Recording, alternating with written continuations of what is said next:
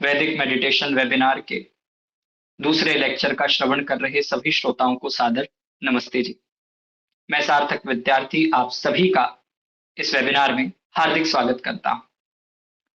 कल की कक्षा में हमने वैदिक मेडिटेशन विषय को आरंभ किया। वैदिक मेडिटेशन की परिभाषा क्या है, आज के समय ध्यान करने की आवश्यकता क्या है, ध्यान से पूर्व कौन कौन से ऐसे कर्म हैं जिनका अनुष्ठान करना अत्यंत उपयोगी सिद्ध होता है,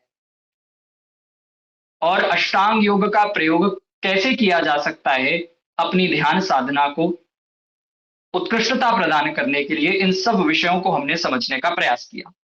आपके समक्ष 8 विषयों की एक लिस्ट है। इनमें से हमने प्रथम 4 विषयों पर कल की कक्षा में बात की। कल की कक्षा में आपको विस्तार पूर्वक समझाया गया कि ध्यान कहते किसे हैं, ध्यान की परिभाषा क्या है। आज के समय जो मॉडर्न समय है, साइंस का युग है, तो उस मॉडर्न समय में संध्या करने की या ध्यान करने की आवश्यकता क्या है, इस विषय पर प्रकाश डाला गया। ध्यानाभ्यास के लिए जो आवश्यक निर्देश हैं, यानी हमारा ध्यान सम्यक रूप से पूर्ण हो सके उसके लिए क्या क्या आवश्यक बातों का ध्यान में रखना जरूरी है, उन बातों का उपदेश किया गया और अंतिम में आपको अष्टांग योग की संक्षिप्त व्याख्या बताई गई। आज की इस कक्षा में हम ध्यानाभ्यास की तैयारी किस प्रकार से कर सकते हैं, अर्थात अपने मन को ध्यान के लिए कैसे तैयार किया जाए, जिसे कि मानसिक सज्जा कहते हैं, उस पर विस्तार पूर्वक चर्चा करेंगे। उपनिषदों में ध्यान की क्या विधि बताई गई है और किस प्रकार से उस विधि के अनुसार ध्यानाभ्यास करना है, इस विषय पर आज की कक्षा में प्रकाश डाला जाएगा। साथ ही प्रायोगिक ध्यानाभ्यास अर्थात क्रियात्मक रूप से ध्यान कैसे किया जा सकता है, उसका प्रैक्टिकल प्रशिक्षण आपको यहां पर दिया जाएगा। और प्रायोगिक ध्यानाभ्यास का प्रशिक्षण देने के पश्चात ध्यान के उपरांत जो कर्म किए जाते हैं, उन कर्मों का विस्तार पूर्वक विवेचन किया जाएगा और वेबिनार को एवं इस कार्यक्रम को संपन्न किया जाएगा। साथ ही आपको वैदिक मेडिटेशन कोर्स का भी संक्षिप्त परिचय प्रदान किया जाएगा। तो चलिए आज की कक्षा को प्रारंभ करते हैं। पहले हम पिछले पाठ की कुछ आवृत्ति करेंगे और अधिक से अधिक 10 मिनट हम आवृत्ति करेंगे, उसके बाद अपने नए पाठ की ओर पढ़ेंगे। कल की कक्षा में हमने जो ध्यान की परिभाषा, ध्यान की आवश्यकता, ध्यान के लिए आवश्यक निर्देश और अष्टांग योग पर चर्चा की थी, उन सभी बातों पर एक बार हम आवृत्ति हेतु पुनः चर्चा करते हैं बहुत संक्षिप्त रूप से। ध्यान की परिभाषा, कई लोग ध्यान की परिभाषा में शंकित रहते हैं और उन्हें लगता है कि सांख्य दर्शन में जैसा कहा ध्यानम निर्विषयम मनः, अर्थात मन से संपूर्ण विषयों का हट जाना, अपने मन को सभी विषयों से हटा लेना, ये ध्यान है। ये ध्यान की उपयुक्त परिभाषा नहीं है। वास्तव में सूत्र गलत नहीं है, लेकिन सूत्र को हम जिस दृष्टि से देख रहे हैं, जिस स्थूलता की दृष्टि से देख रहे हैं, वो दृष्टि गलत है। इस सूत्र का वास्तविक अर्थ जो सांख्य दर्शनकार बताना चाह रहे हैं वो ये है कि मन से समस्त सांसारिक विचारों का हट जाना, और समस्त सांसारिक विचारों के हट जाने पर आपका सतत ध्यान केवल और केवल ईश्वर में लगे रहना, मन के द्वारा ईश्वर की खोज विषयक विचारों को ही उठाते रहना, यह ध्यान की वास्तविक रीति है, यही ध्यान की वास्तविक परिभाषा है। कल आपको एक उदाहरण भी दिया गया, जैसे एक अध्यापिका अपने शिष्य को उपदेश करती है कि कल तुम्हारी परीक्षा है, कोई भी विचार तुम्हें परीक्षा के विषय से भटकाने ना पाए, तो तुम्हारे कोई भी विचार परीक्षा के समय नहीं आने चाहिए, ऐसा उपदेश अध्यापिका के द्वारा दिया जाता है। और शिष्य आकर के कहता है मैं तो परीक्षा में कुछ लिख ही नहीं पाया क्योंकि मेरी अध्यापिका ने कहा था कि कोई भी विषय तुम्हारे दिमाग में नहीं आना चाहिए। तो मैंने अध्यापिका की बात का पालन किया और कोई भी विषय मेरे दिमाग में नहीं आया और मैं पेपर में कुछ भी नहीं लिखकर नहीं आया। अध्यापिका का उपदेश गलत नहीं था, लेकिन शिष्य ने अध्यापिका के उपदेश को गलत समझ लिया, अध्यापिका के तात्पर्य को ठीक से नहीं समझ पाया, इसीलिए उससे वह गलती हो गई। अध्यापिका के कहने का मतलब था कि परीक्षा में जो विषय है उससे संबंधित विचार तो आने चाहिए, लेकिन उसके अतिरिक्त विचार, कोई भी बाह्य विचार आपको परेशान नहीं करना चाहिए, ऐसा आपको ध्यान में रखना है। ऐसे ही सांख्य दर्शनकार कहते हैं कि ध्यानम निर्विषयम मना, कोई भी सांसारिक विचार आपको परेशान न करे, समस्त सांसारिक विचारों से हट जाना है और केवल और केवल परमात्मा संबंधित, परमात्मा की खोज विषयक विचार ही आपके मन में होना चाहिए। मन के द्वारा केवल और केवल परमात्मा का एक तानता के साथ, यानी धारा प्रवाह ध्यान, उसकी खोज विषयक ज्ञान चिंतन चलते रहना चाहिए। तो यह ध्यान की परिभाषा वास्तविक है। योग दर्शन में महर्षि पतंजलि ने कहा तत्र प्रत्यय एक तानता ध्यानम, अर्थात जिस स्थान पर आपने धारणा की सिद्धि की है, भ्रूमध्य में, नासिका के अग्रभाग में, जिह्वा में या हृदय प्रदेश में, जहां भी आपकी धारणा की सिद्धि हुई है, उस धारणा स्थल पर एक तानता यानी धारा प्रवाह, तन्मयता के साथ ईश्वर संबंधित, ईश्वर की खोज संबंधित विचार चलते रहना, यह ध्यान है। Next slide. तत्पश्चात हमने यह समझने का प्रयास किया कि आज के मॉडर्न युग में, आज के समय जो साइंस का युग कहा जाता है, इस समय ध्यान करने की क्या आवश्यकता है। अक्सर बच्चे अपने माता पिता से पूछते हैं कि माता पिता आप हमें संध्या करने को कहते हैं, हवन करने को कहते हैं, धर्म का पालन करने को कहते हैं, पर मैं क्यों करूं, मैं संध्या क्यों करूं, मैं हवन क्यों करूं। अगर बच्चे प्रश्न नहीं करते तो माता पिता शिकायत करते हैं। माता पिता अक्सर ये कहते हुए सुनाई देते हैं कि हमारा बेटा ध्यान नहीं करता। हम संध्या में बैठते हैं, पूरा परिवार संध्या में बैठता है, पूरा परिवार ध्यान करने के लिए बैठता है, पूरा परिवार यज्ञ करने के लिए बैठता है, लेकिन हमारे बच्चे बैठते नहीं है। हमारे घर में 3 पीढ़ियों से हवन होता आ रहा है, 3 पीढ़ियों से हमारे घर में संयमित रूप से, नियमित रूप से ध्यान अभ्यास चलता आ रहा है। 3 पीढ़ियों से हमारे यहाँ पर संध्या और यज्ञ का अनुष्ठान होता आ रहा है, लेकिन ये जो चौथी पीढ़ी है ना, ये ध्यान, संध्या, उपासना, यज्ञ आदि कुछ भी नहीं करते। एक शिकायत रहती है सभी की।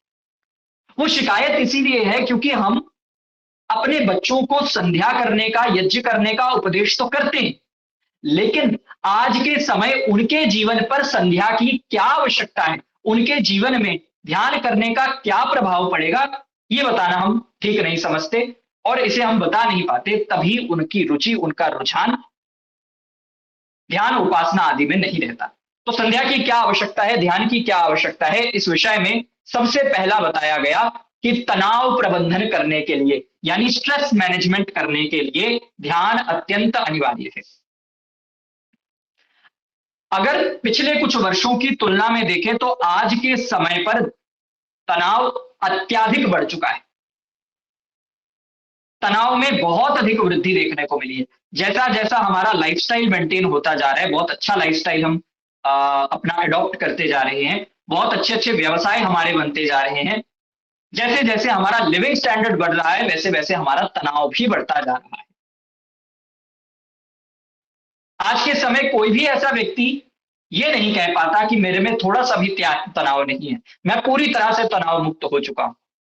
कुछ गिने चुने व्यक्ति हैं जो इस बात का समर्थन कर पाएंगे कि हाँ, मैं अपने तनाव का प्रबंधन करना जानता हूं, मुझे तनाव नहीं सताता। नहीं तो अक्सर लोगों की यही शिकायत रहती है कि हम तनाव का प्रबंधन नहीं कर पाते, तनाव हम पर अत्यधिक हावी हो जाता है। ऐसे में तनाव प्रबंधन का सबसे सर्वोत्कृष्ट उपाय, सर्वश्रेष्ठ उपाय है ध्यान करना।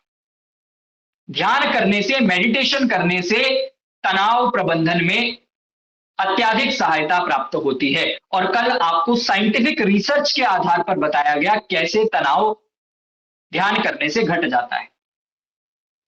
वैज्ञानिकों के द्वारा एक शोध किया गया जिसमें मेडिटेशन थेरेपी, जिसे माइंडफुलनेस मेडिटेशन थेरेपी कहते हैं, और म्यूजिक थेरेपी, इन 2 थेरेपीज का प्रयोग 10 स्टूडेंट्स पर किया गया। एक कॉलेज के 10 विद्यार्थियों पर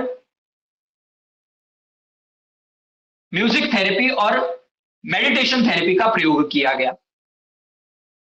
उन्हें तनाव से ग्रसित कर देने के बाद एक टेस्ट हुआ जिससे कि स्ट्रेस इंड्यूस हो सकता है, तनाव इंड्यूस किया जा सकता है। एक ऐसा एनवायरनमेंट बनाया जाता है जिससे कि उनके भीतर तनाव बढ़ जाए। और तनाव बढ़ने के बाद दो विधियां अपनाई गई, एक म्यूजिक थेरेपी और मेडिटेशन थेरेपी। और ये देखा गया कि मेडिटेशन करने से तनाव में बहुत अधिक गिरावट आई। अल्फा फ्रीक्वेंसीज को पहले डिनोट किया गया जिसे बेसलाइन ग्राफ माना गया, और उसके बाद यानी मेडिटेशन करने के बाद अल्फा फ्रीक्वेंसीज में बहुत अधिक घटाव देखने को मिला। यानी ध्यान करने से हमारा जो स्ट्रेस है, हमारा जो तनाव है वो कम हो जाता है। ये मॉडर्न साइंस के अकॉर्डिंग भी प्रूव्ड है, मॉडर्न साइंस ने भी इस बात को स्वीकार किया है। आज के समय और क्या क्या आवश्यकता है ध्यान करने की? तो ध्यान करने से मानसिक और भावनात्मक स्वास्थ्य हमारा सुधरता है। आज के समय सभी मेंटल हेल्थ प्रॉब्लम से डील कर रहे हैं, इमोशनल हेल्थ प्रॉब्लम से डील कर रहे हैं। आज के समय सबको डिप्रेशन, एंजाइटी, पैनिक अटैक्स और बैड इमोशनल हेल्थ की समस्या है। हर कोई कहता है कि हमारा कि हम तनाव से पीड़ित हैं, हम अवसाद से पीड़ित हैं, हमें एंजाइटी अटैक होते हैं, पैनिक अटैक होते हैं। ऐसे में ध्यान करने से बहुत अधिक इमोशनल स्टेबिलिटी और मेंटल स्टेबिलिटी व्यक्ति को प्राप्त होती है, क्योंकि ध्यान आपके विचारों को संयमित करता है। जो सांसारिक विचार आपका मन या आप अपने मन के द्वारा जो सांसारिक विचार निरंतर उठाते रहते हैं, उन सांसारिक विचारों को कम कर देना ये ध्यान का कार्य है। और ध्यान करने से तनाव के साथ साथ अवसाद भी, शोक भी, सबका निवारण संभव होता है। आत्मबोध यानी मैं अकेला नहीं हूं और मैं किसी से कम भी नहीं हूं, इस प्रकार की जो सेल्फ अवेयरनेस है, आत्मबोध है, वो भी ध्यान के द्वारा प्राप्त होता है। जब साइंटिस्ट ने, वैज्ञानिकों ने शोध किया तो उन्हें यह परिणाम देखने को मिला कि जो लोग मेडिटेशन करते हैं, ध्यान करते हैं, वो लोग अपने आप को जब देखते हैं तो अकेलापन महसूस नहीं करते।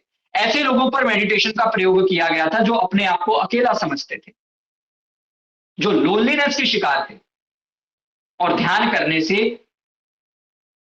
उनकी इस अवस्था में इंप्रूवमेंट हुई। इसी के साथ साथ ध्यान हमारे अवधान अवधि यानी अटेंशन स्पैन को बढ़ा देता है। मोहित जी नेक्स्ट स्लाइड कर दीजिए, नेक्स्ट स्लाइड की ही यहां पर व्याख्या चल रही है।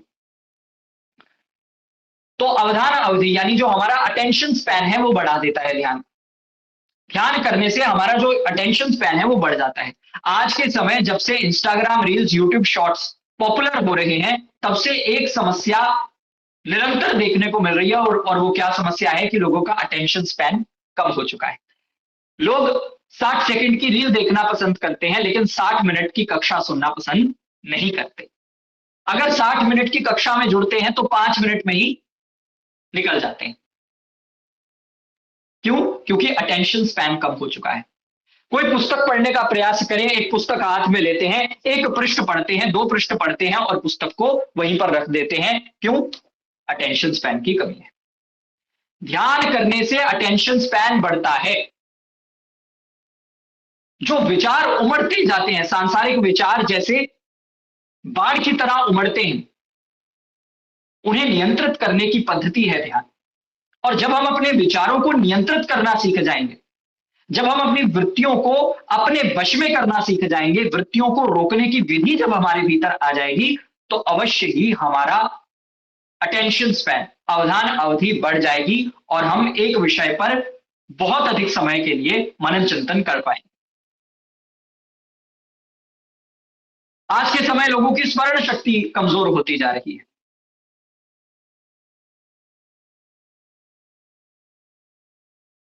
और ओल्ड एज में, वृद्धावस्था में डिमेंशिया की प्रॉब्लम देखने को मिलती है।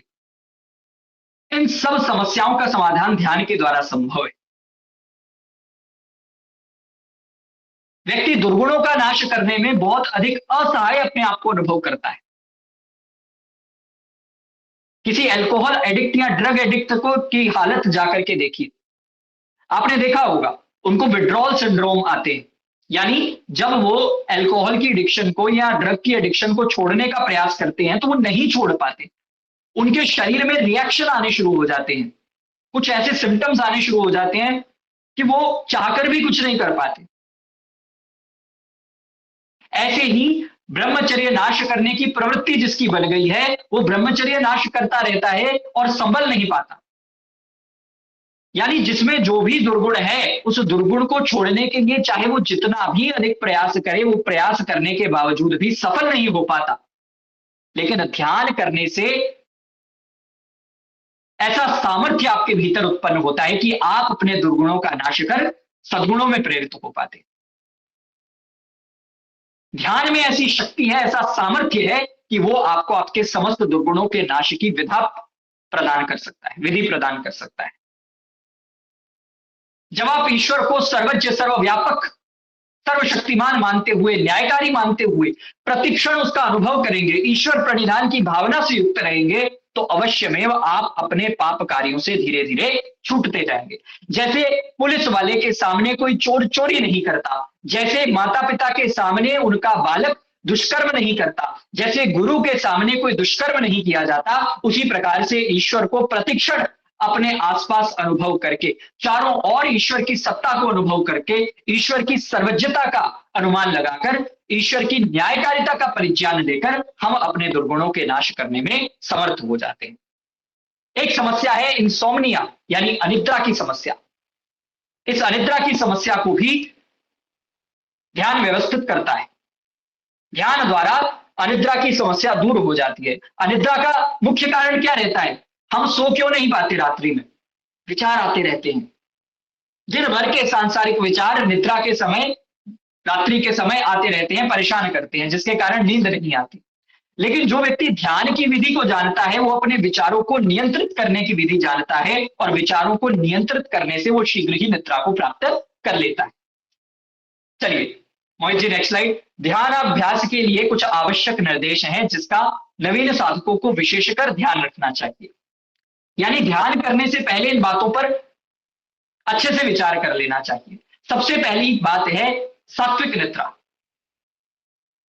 सात्विक निद्रा का अर्थ है कि हमारी नींद कैसी है। 3 प्रकार की नींद होती है: सात्विक निद्रा, राजसिक निद्रा और तामसिक निद्रा। राजसिक और तामसिक निद्रा वो है जिसके बाद जब हम उठते हैं सो करके, तो हमें कोई सुफुर्ती फील नहीं होती। आलस्य, प्रमाद, चंचलता, ये दोष हमारे भीतर रहते हैं जब हम सो करके उठते हैं। और सात्विक निद्रा वो है जिसमें किसी प्रकार का आलस्य, किसी प्रकार का प्रमाद, किसी प्रकार की चंचलता ना रहे। जब हम सो करके उठे तो बिल्कुल फ्रेश होकर के उठे। और अगर आप सात्विक निद्रा को प्राप्त करना चाहते हैं तो उसके लिए सात्विक आहार, सात्विक व्यवहार, इन सबका पालन करना भी, इन सबको अपनी दिनचर्या में डालना भी आवश्यक है। दूसरी बात कही मल शुद्धि, अर्थात ध्यान करने से पहले आपका पेट साफ होना चाहिए। अगर पेट में मल विद्यमान रहेगा तो शरीर में भारापन होगा, और जब शरीर में भारापन होगा तो हम ध्यानाभ्यास नहीं कर पाएंगे, ध्यान करने में बाधा और विघ्न उपस्थित होंगे। तीसरी बात कही व्यायाम, अपने शरीर को सुफुर्त बनाने के लिए, पूरा अपने शरीर में फुर्ती लाने के लिए, आलस्य प्रमाद को मिटाने के लिए व्यायाम करना अत्यंत अनिवार्य है। लेकिन व्यायाम कितना होना चाहिए? व्यायाम इतना होना चाहिए कि हमारा आलस्य प्रमाद सब नष्ट हो जाए, शरीर में सुफुर्ती आ जाए, लेकिन व्यायाम इतना अधिक ना हो कि ध्यान करते समय हमें नींद आ जाए। उस थकान के कारण हम ध्यान ही ना कर पाए, ऐसा इतना अधिक व्यायाम भी व्यक्ति को नहीं करना चाहिए। तो अपनी आयु, अपनी जो भी आपकी इस समय व्यथा है, कितना आप व्यायाम कर सकते हैं, कितने व्यायाम को आप झेल सकते हैं, कितना व्यायाम करने से आपको ध्यान करते समय आलस्य प्रमाद नहीं आएगा, नींद नहीं आएगी, थकान नहीं होगी, उसके अनुसार आपको स्वयं निर्धारण करना है कि मुझे व्यायाम कितना करना है। चौथी बात कही स्नान। ध्यान करने में अगर आलस्य आएगा, अगर प्रमाद आएगा, अगर निद्रा आएगी तो ध्यान नहीं हो पाएगा। योग दर्शन के प्रथम पाद में निद्रा को वृत्ति में गिना गया है, जिस वृत्ति का नाश योगाभ्यासी को करना चाहिए। और उस नींद का एक मुख्य कारण यह रहता है कि हम स्नान नहीं करते। अगर हम नहाएंगे नहीं, स्नान नहीं करेंगे तो हम ध्यान में सफल नहीं हो पाएंगे। ध्यान के लिए ढीले वस्त्र पहनना जरूरी है। क्योंकि अगर हम टाइट कपड़ों में ध्यान करेंगे तो अनकंफर्टेबल होगा, और अनकंफर्टेबल होने पर ध्यान में हम अपने मन को नहीं टिका पाएंगे। अपने परिजनों को सूचना दे देनी चाहिए पहले ही कि मैं ध्यान करने के लिए जा रहा हूं, अगर कोई आवश्यक फोन आए तो आप उसको अटेंड कर लें। अगर कोई व्यक्ति मुझसे मिलने के लिए आए तो उसे आप रोक करके रखें, उनका सेवा उनका सत्कार आप नीचे कर दीजिए। मैं ध्यान करने के लिए अपने कक्ष में जा रहा हूं, या जहां भी आप जिस भी स्थान पर एक स्वच्छ एकांत स्थान में ध्यान करते हैं वहां पर जा रहा हूं, मेरे ध्यान में किसी प्रकार का कोई व्यवधान उत्पन्न ना हो, ऐसा परिजनों को सूचित करके जाना चाहिए, जिसमें इस कारण से कभी भी बीच में ध्यान बाधित नहीं होता। सातवीं बात कही कि जो भी आवश्यक कार्य है वो ध्यान से पहले ही संपन्न हो जाने चाहिए। नहीं तो क्या होगा, ध्यान करते समय उस कार्य संबंधित विचार आपके मन में आने शुरू हो जाएंगे। ये विचार कि वो कार्य कितना हो चुका है, कितना रहता है, अगर वो कार्य ना हुआ तो क्या होगा, ऐसे ऐसे विचार आपके भीतर आने शुरू हो जाएंगे जो ध्यान को बाधित करेगा। आठवीं और सबसे महत्वपूर्ण बात कही कि अचानक उपासना में नहीं बैठना चाहिए। आपने देखा घड़ी में 6 बज गए हैं, संध्या का समय हो गया है, तो आसन लगा करके ध्यान करने बैठ गए। अचानक ध्यान करेंगे तो ध्यान में कभी भी आप प्रगति नहीं कर पाएंगे, ध्यान में कभी भी आप उन्नति नहीं कर पाएंगे। अगर आप ध्यानाभ्यास में उन्नति करना चाहते हैं, प्रगति करना चाहते हैं, तो सर्वप्रथम आपको तैयारी करनी पड़ेगी। आज अचानक ध्यान में बैठने से आपकी वृत्ति नहीं बन पाएगी। अंतर्मुखी वृत्ति बनानी है तो अचानक ध्यान में नहीं बैठना। ध्यान करने से कुछ समय पूर्व आप अपना आध्यात्मिक चिंतन प्रारंभ कर दें। ध्यान को संपन्न करने के पश्चात भी कुछ समय तक आध्यात्मिक चिंतन को बनाए रखें, तब जाकर के आपको ध्यान में सफलता मिल सकती है, ध्यान में प्रगति हो सकती है।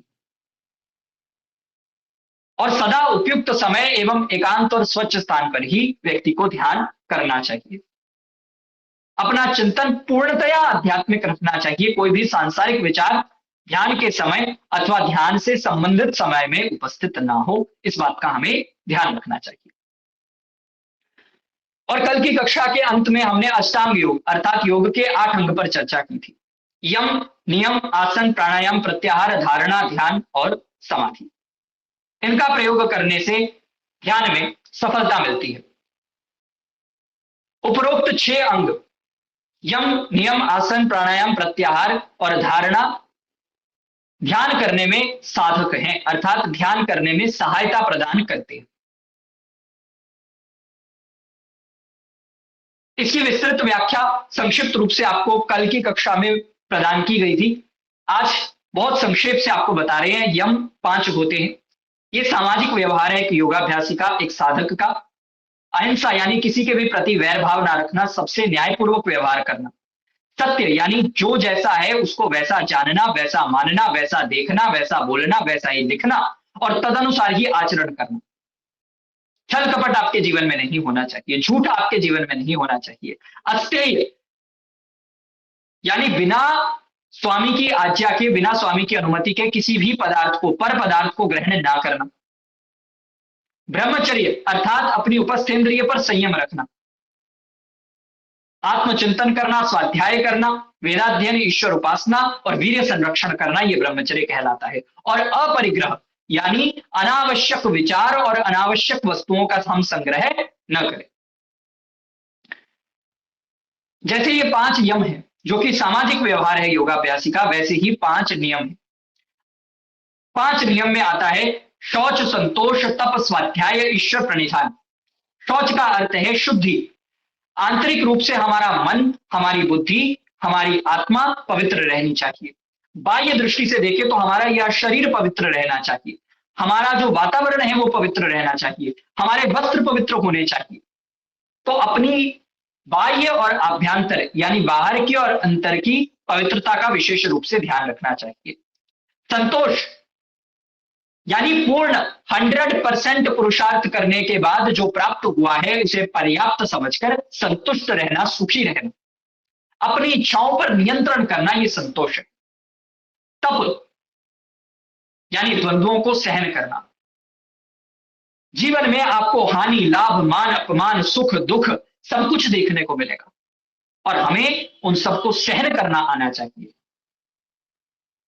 तप के बिना योग में बिल्कुल भी प्रगति प्राप्त नहीं हो सकती। ये महर्षि पतंजलि का वचन है कि अगर आप योग में, साधना में प्रगति प्राप्त करना चाहते हैं, उन्नति प्राप्त करना चाहते हैं, तो आपको द्वंद्वों को सहन करना आना चाहिए।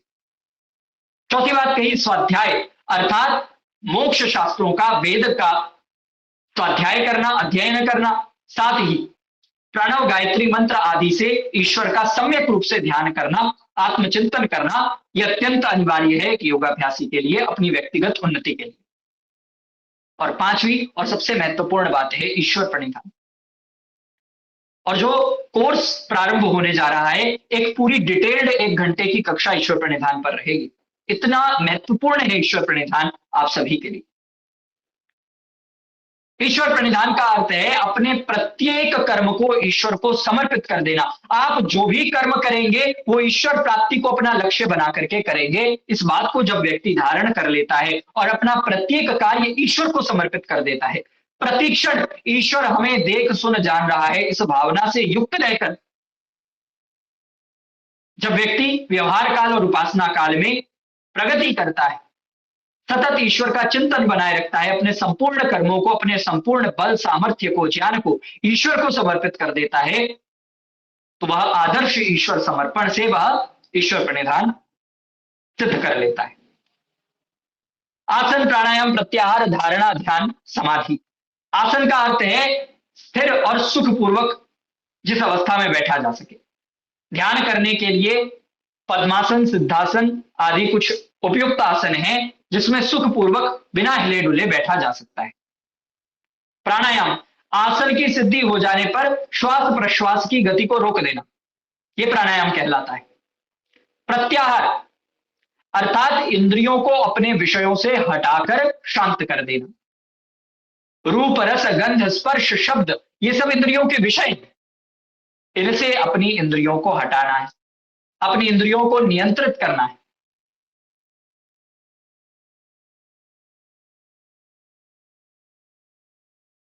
उसके बाद प्रत्याहार के बाद अगला स्टेप आता है धारणा।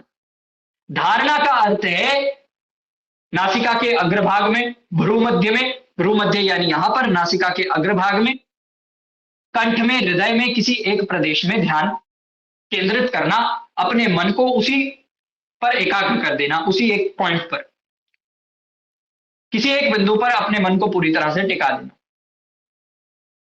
फिर अगला स्टेप आता है ध्यान करना, और ध्यान के बाद समाधि की प्राप्ति होती है, जो एक योग की सबसे ऊंची अवस्था है। और उसमें क्या क्या अनुभूतियां होती है उसको हमने कल की कक्षा में बहुत विस्तार पूर्वक समझा था। लेकिन समाधि का अर्थ है कि योगी को यह अनुभूति होती है कि जो पाना था वो पा लिया, अब कुछ पाना शेष नहीं रहा है। योगी को ध्यान अवस्था में ईश्वरीय आनंद की अनुभूति होती है, ऐसा आनंद जो उसने कभी प्राप्त नहीं किया, जो संसार की किसी वस्तु से प्राप्त नहीं हो सकता था, वो उसे ईश्वर के आनंद की प्राप्ति समाधिस्थ अवस्था में होती। साधक अपने स्वरूप को पूरी तरह से भुला देता है, केवल ईश्वरीय आनंद में मग्न हो जाता है। यह समाधि की परिभाषा है, उसकी व्याख्या है। आज की कक्षा में हम चर्चा करेंगे ध्यान की तैयारी कैसे करें। अभी तक हमने ध्यान के बारे में बेसिक बातें समझी है, परिभाषा क्या है, आवश्यकता क्या है, कैसे ध्यान में हम प्रगति कर सकते हैं, ध्यान के लिए क्या क्या आवश्यक निर्देश हमें फॉलो करने चाहिए, अष्टांग योग का पालन करने से कैसे ध्यान में सफलता मिलती है, इन बातों पर हमने चर्चा की है मुख्यतः। अब हम ध्यान की प्रक्रिया को आरंभ कर रहे हैं कि मेडिटेशन जब आप आरंभ करें तो कैसे करें। सबसे पहले तो यम नियमों का पालन करना है, और जो आवश्यक निर्देश आपको पहले बताए गए उनका पालन करके ही आपको ध्यान में बैठना है। आप अचानक से ध्यान में बैठेंगे तो कुछ भी प्राप्त होने वाला नहीं है। तो ये सब पूर्व कर्म जो आपको कल की कक्षा में बताए गए और आज की कक्षा में जिन पूर्व कर्मों की आवृत्ति कराई गई, उन सबको करने के पश्चात ही आपको ध्यान अभ्यास हेतु बैठना चाहिए। अब आप आसन लगा करके बैठ गए। आसन का अर्थ है स्थिरता पूर्वक, सुख पूर्वक जिस अवस्था में बैठा जा सके, उस अवस्था में आप बैठ गए। उसके बाद क्या क्या करना है, प्रत्याहार की सिद्धि करनी है, प्राणायाम करना है। आसन के बाद प्राणायाम करना है। प्राणायाम की जो पातंजल योग दर्शन में विधि बताई गई है, बाह्य प्राणायाम, अभ्यंतर प्राणायाम, स्तंभवृत्ति प्राणायाम और बाह्य अभ्यंतर विषयाक्षेपी प्राणायाम, उनकी संपूर्ण व्याख्या, उसकी पूरी विधि आपको कोर्स में बताई जाएगी, क्योंकि यहाँ पर अल्प समय है तो आपको प्राणायाम की संपूर्ण विधि का प्रशिक्षण यहाँ पर नहीं दिया जाएगा। कोर्स में जहां हमारे पास समय बहुत अधिक होगा, वहां आपको पूरी तरह से प्राणायाम की विधि बताई जाएगी। तो ध्यान करने से पूर्व आपको यम नियम का पालन करना है, अपने आसन की सिद्धि करनी है, आपको प्राणायाम की सिद्धि करनी है, और उसके बाद अपने आप को मानसिक रूप से तैयार करना है ध्यान के लिए। इसी को हम मानसिक सज्जा कहते हैं। मानसिक सज्जा का मतलब है आप अपने मन को तैयार कर रहे हैं ध्यान में बैठने के लिए। अब वो कैसे किया जाए? तो सबसे पहला उपाय है मानव जीवन का लक्ष्य क्या है, इस बात का बोध होना। मानसिक सज्जा में सबसे पहला स्टेप आता है मानव जीवन के लक्ष्य का बोध करना। मुझे ये मानव जीवन प्राप्त क्यों हुआ? अपने आप से प्रश्न पूछिए। मैं मनुष्य जीवन प्राप्त कर चुका हूं, मुझे मनुष्य देह प्राप्त हुआ है, ये मनुष्य देह मुझे क्यों प्राप्त हुआ है, क्यों मिला है? जब आप इस प्रश्न पर चिंतन करेंगे तो इस प्रश्न का चिंतन करते हुए आपको उत्तर प्राप्त होगा। इस जन्म मरण के बंधन से छूटा जा सके, अपवर्ग की प्राप्ति की जा सके, इसके लिए आपको यह मानव जीवन प्रदान किया गया है।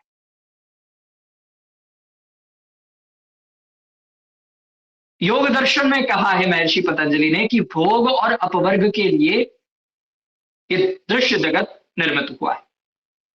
जो कारण जगत से कार्य जगत बना है, इस जगत की उत्पत्ति हुई है, उस जगत की उत्पत्ति का कारण क्या है? उस जगत की उत्पत्ति का कारण यह है कि जीवात्मा अपने भोग और अपवर्ग की सिद्धि कर सके। भोग और अपवर्ग क्या है? भोग का मतलब है पूर्व जन्म में, पिछले जन्म में हमने जो कर्म किए, उनके जो फल शेष रह गए हैं, उनका उपभोग करना। और अपवर्ग यानी मोक्ष की प्राप्ति के लिए प्रयत्न करना, ये मानव जीवन का परम लक्ष्य है। और इसी के लिए परमात्मा ने इस सृष्टि को उत्पन्न किया है, इसी के लिए आपको यह मानव जीवन प्रदान किया गया है। आज यदि हम लक्ष्य पर चिंतन करते हैं, किसी भी बालक से पूछो आपके जीवन का उद्देश्य क्या है, आप क्या बनना चाहते हैं, बड़े होकर क्या प्राप्त करना चाहते हैं, तो बालक कहता है मैं डॉक्टर बनना चाहता हूं, मैं इंजीनियर बनना चाहता हूं, मैं क्रिकेटर बनना चाहता हूं, पर यह कोई नहीं कहता कि मैं मोक्ष प्राप्त करना चाहता हूं।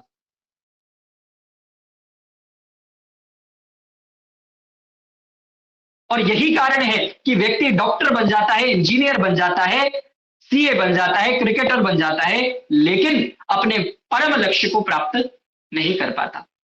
और यही कारण है कि आज आपको प्रत्येक फील्ड में बेईमानी देखने को मिलती है। हाल ही में आपने देखा होगा कि जो दिल्ली में अभी एक दुखद घटना हुई, उस दुखद घटना के पीछे कौन शामिल थे? डॉक्टर शामिल थे। और डॉक्टर की पढ़ाई कोई कम नहीं है। डॉक्टर की पढ़ाई करते करते व्यक्ति परेशान हो जाता है, इतना अधिक सिलेबस, इतना अधिक कंटेंट एमबीबीएस एमडी आदि का रहता है। व्यक्ति अपेक्षा करता है कि अगर मैंने डॉक्टरी की पढ़ाई कर ली है तो मैं एक अच्छा इंसान बन ही जाऊंगा। लेकिन केवल साक्षर होने से आपको शिक्षा की प्राप्ति हो जाए, ये बात उपयुक्त नहीं है। बात यह है कि हमने केवल साक्षरता पर ध्यान दिया, हमने अपने जीवन में केवल साक्षरता को धारण करने के लिए ध्यान दिया, हम पढ़े लिखे बन जाएं इसके लिए काम किया, लेकिन हम अच्छे इंसान बन जाएं इसके लिए प्रयास नहीं किया। क्यों? क्योंकि हमें पता ही नहीं कि मानव जीवन का लक्ष्य क्या है। हम लक्ष्य विहीन होकर के चले जा रहे हैं। तो मानव जीवन का लक्ष्य बोध होना बहुत जरूरी है कि अगर मुझे ये मानव जीवन प्रदान किया गया है तो इसका मुख्य उद्देश्य यह है कि मैं संपूर्ण दुखों से मुक्त होकर परमानंद को प्राप्त कर सकूं, मोक्ष को प्राप्त कर सकूं। ये मानव जीवन का परम लक्ष्य है। स्वयं मोक्ष प्राप्ति करना और अन्यों को करवाना, ये मनुष्य का परम लक्ष्य है और इसी की प्राप्ति के लिए हम ये ध्यान कर रहे हैं। तो ध्यान में सबसे पहले अपना प्रयोजन क्लियर हो जाना चाहिए। अच्छा, क्या आप ऑटो में बैठकर ऑटो वाले के भरोसे छोड़ सकते हैं कि वो क्या कहाँ छोड़ना चाहता है हमें, या हमें खुद बताना पड़ेगा ऑटो वाले को कि कहाँ जाना है भैया? ऑटो वाला आपको बिठाने से पहले यही बात पूछेगा कि कहाँ जाना चाहते हो भैया। सीधे आप ऑटो में बैठ जाएंगे और ऑटो में बैठकर आप कहेंगे कि मैं यहां जाना चाहता हूं, मुझे यहां उतार दीजिए। जब आप अपना लक्ष्य बताएंगे, अपना गंतव्य बताएंगे कि यहां जाना है मुझे, तो ऑटो वाला आपको वहां पर उतारेगा। आपको आपका गंतव्य ही नहीं पता होगा तो वो भी आपको कहां उतारेगा? तो आज मनुष्य में नैतिकता की कमी है, शिक्षा की कमी है। उसका मुख्य कारण यह है कि हम अपने मानव जीवन के लक्ष्य को नहीं जानते। साक्षरता हमारे जीवन में आ रही है लेकिन शिक्षा, नैतिकता हमारे जीवन में नहीं आ रही। उसका मुख्य कारण यह है कि हम अपने लक्ष्य से परिचित नहीं हैं। तो लक्ष्य बोध होना बहुत आवश्यक है। अब कई लोग प्रश्न कर सकते हैं कि हमारे जीवन का लक्ष्य मोक्ष प्राप्ति नहीं है, हम तो खूब पैसा कमाना चाहते हैं, पैसा कमाने से हमें तृप्ति होगी, हम तो पैसा कमाने के लिए, भोग विलास करने के लिए हम अपने जीवन को समर्पित कर चुके हैं, हमें मोक्ष से क्या लेना देना? तो इस बात को समझिए कि लाखों करोड़ों वर्ष आपके इसी प्रकार से भोग विलास में व्यतीत हो गए। अच्छा, आप डिग्री प्राप्त करना चाहते हैं ऊंची से ऊंची, उसको आप अपना एक बड़ा लक्ष्य बना लेते हैं कि मेरा सबसे बड़ा लक्ष्य, मेरा परम लक्ष्य यह है कि मैं डिग्री प्राप्त कर लूं। तो आप विचार करिए, आप इस जन्म में डिग्री प्राप्त कर रहे हैं। इस जन्म में जो आपने डिग्री प्राप्त की, उसके बाद आपने व्यवसाय किया, नौकरी की या जो मर्जी किया, एक समय ऐसा आया जब आपको यह शरीर छोड़ना पड़ा, यानी आपकी मृत्यु हो गई। शरीर जब छूटेगा तो ये आत्मा दूसरे शरीर में जाएगी। अगर तो आपने बहुत अच्छे कर्म किए हैं तो आपको ये मानव शरीर पुनः मिल जाएगा, लेकिन फिर आपको एलकेजी से लेकर अपनी डिग्री तक की पढ़ाई पुनः पढ़नी पड़ेगी। बताओ भाई, एलकेजी से लेकर डिग्री तक की वो 20-25 वर्ष की पढ़ाई दोबारा पढ़नी पड़ेगी, जो आप इस जन्म में अपना परम लक्ष्य बना करके पढ़ चुके हैं। अच्छा, कई लोग धन कमाने को अपना परम लक्ष्य मानते हैं कि मैं करोड़पति बन जाऊं, अरबपति बन जाऊं, खरबपति बन जाऊं, इससे मेरा प्रयोजन सिद्ध हो जाएगा, इससे मेरा लक्ष्य पूर्ण हो जाएगा। तो एक बात को समझिए, आप धन कमाएंगे, वो धन यहीं पर रहेगा, वो धन आपके साथ नहीं जाने वाला। एक बहुत सुंदर श्लोक वैराग्य परक है। धनानि भूमौ पशवश्च गोष्ठे, भार्या ग्रही द्वारे जनः शमशाने, देहिश्चितायां परलोक मार्गे, कर्मानुगो गच्छति जीव एका। इस श्लोक में कहा गया, धनानि भूमौ पशवश्च गोष्ठे, ये धन, आपकी भूमियां, आपके ये जो पशु हैं, ये सब कुछ यहीं पर रह जाएंगे। जो बड़ी बड़ी गाड़ियां खरीदी हैं, बड़े बड़े बंगले बनाए हैं, वो सब इसी धराधाम पर रह जाएगा। जो आपने तिजोरियों में धन भर करके रखा है, वो आपकी तिजोरियों में ही रह जाएगा। भार्या गृह द्वारे, जो भार्या है, आपकी पत्नी है, वो गृह द्वार तक रहेगी, आपका साथ देगी। जो आपके बंधु हैं, आपके बांधव हैं, आपके सगे संबंधी हैं, वो शमशान घाट तक आपका साथ देंगे। आपका ये जो शरीर है ना, ये भी जलने से पहले पहले तक आपका साथ देगा। एक बार ये शरीर भस्म हो गया तो केवल और केवल आपका कर्म है जो आपके साथ जाएगा। आपके द्वारा इस जन्म में किए गए श्रेष्ठ कर्म, आपके द्वारा अर्जित किया गया श्रेष्ठ ज्ञान और आपके द्वारा की गई उपासना,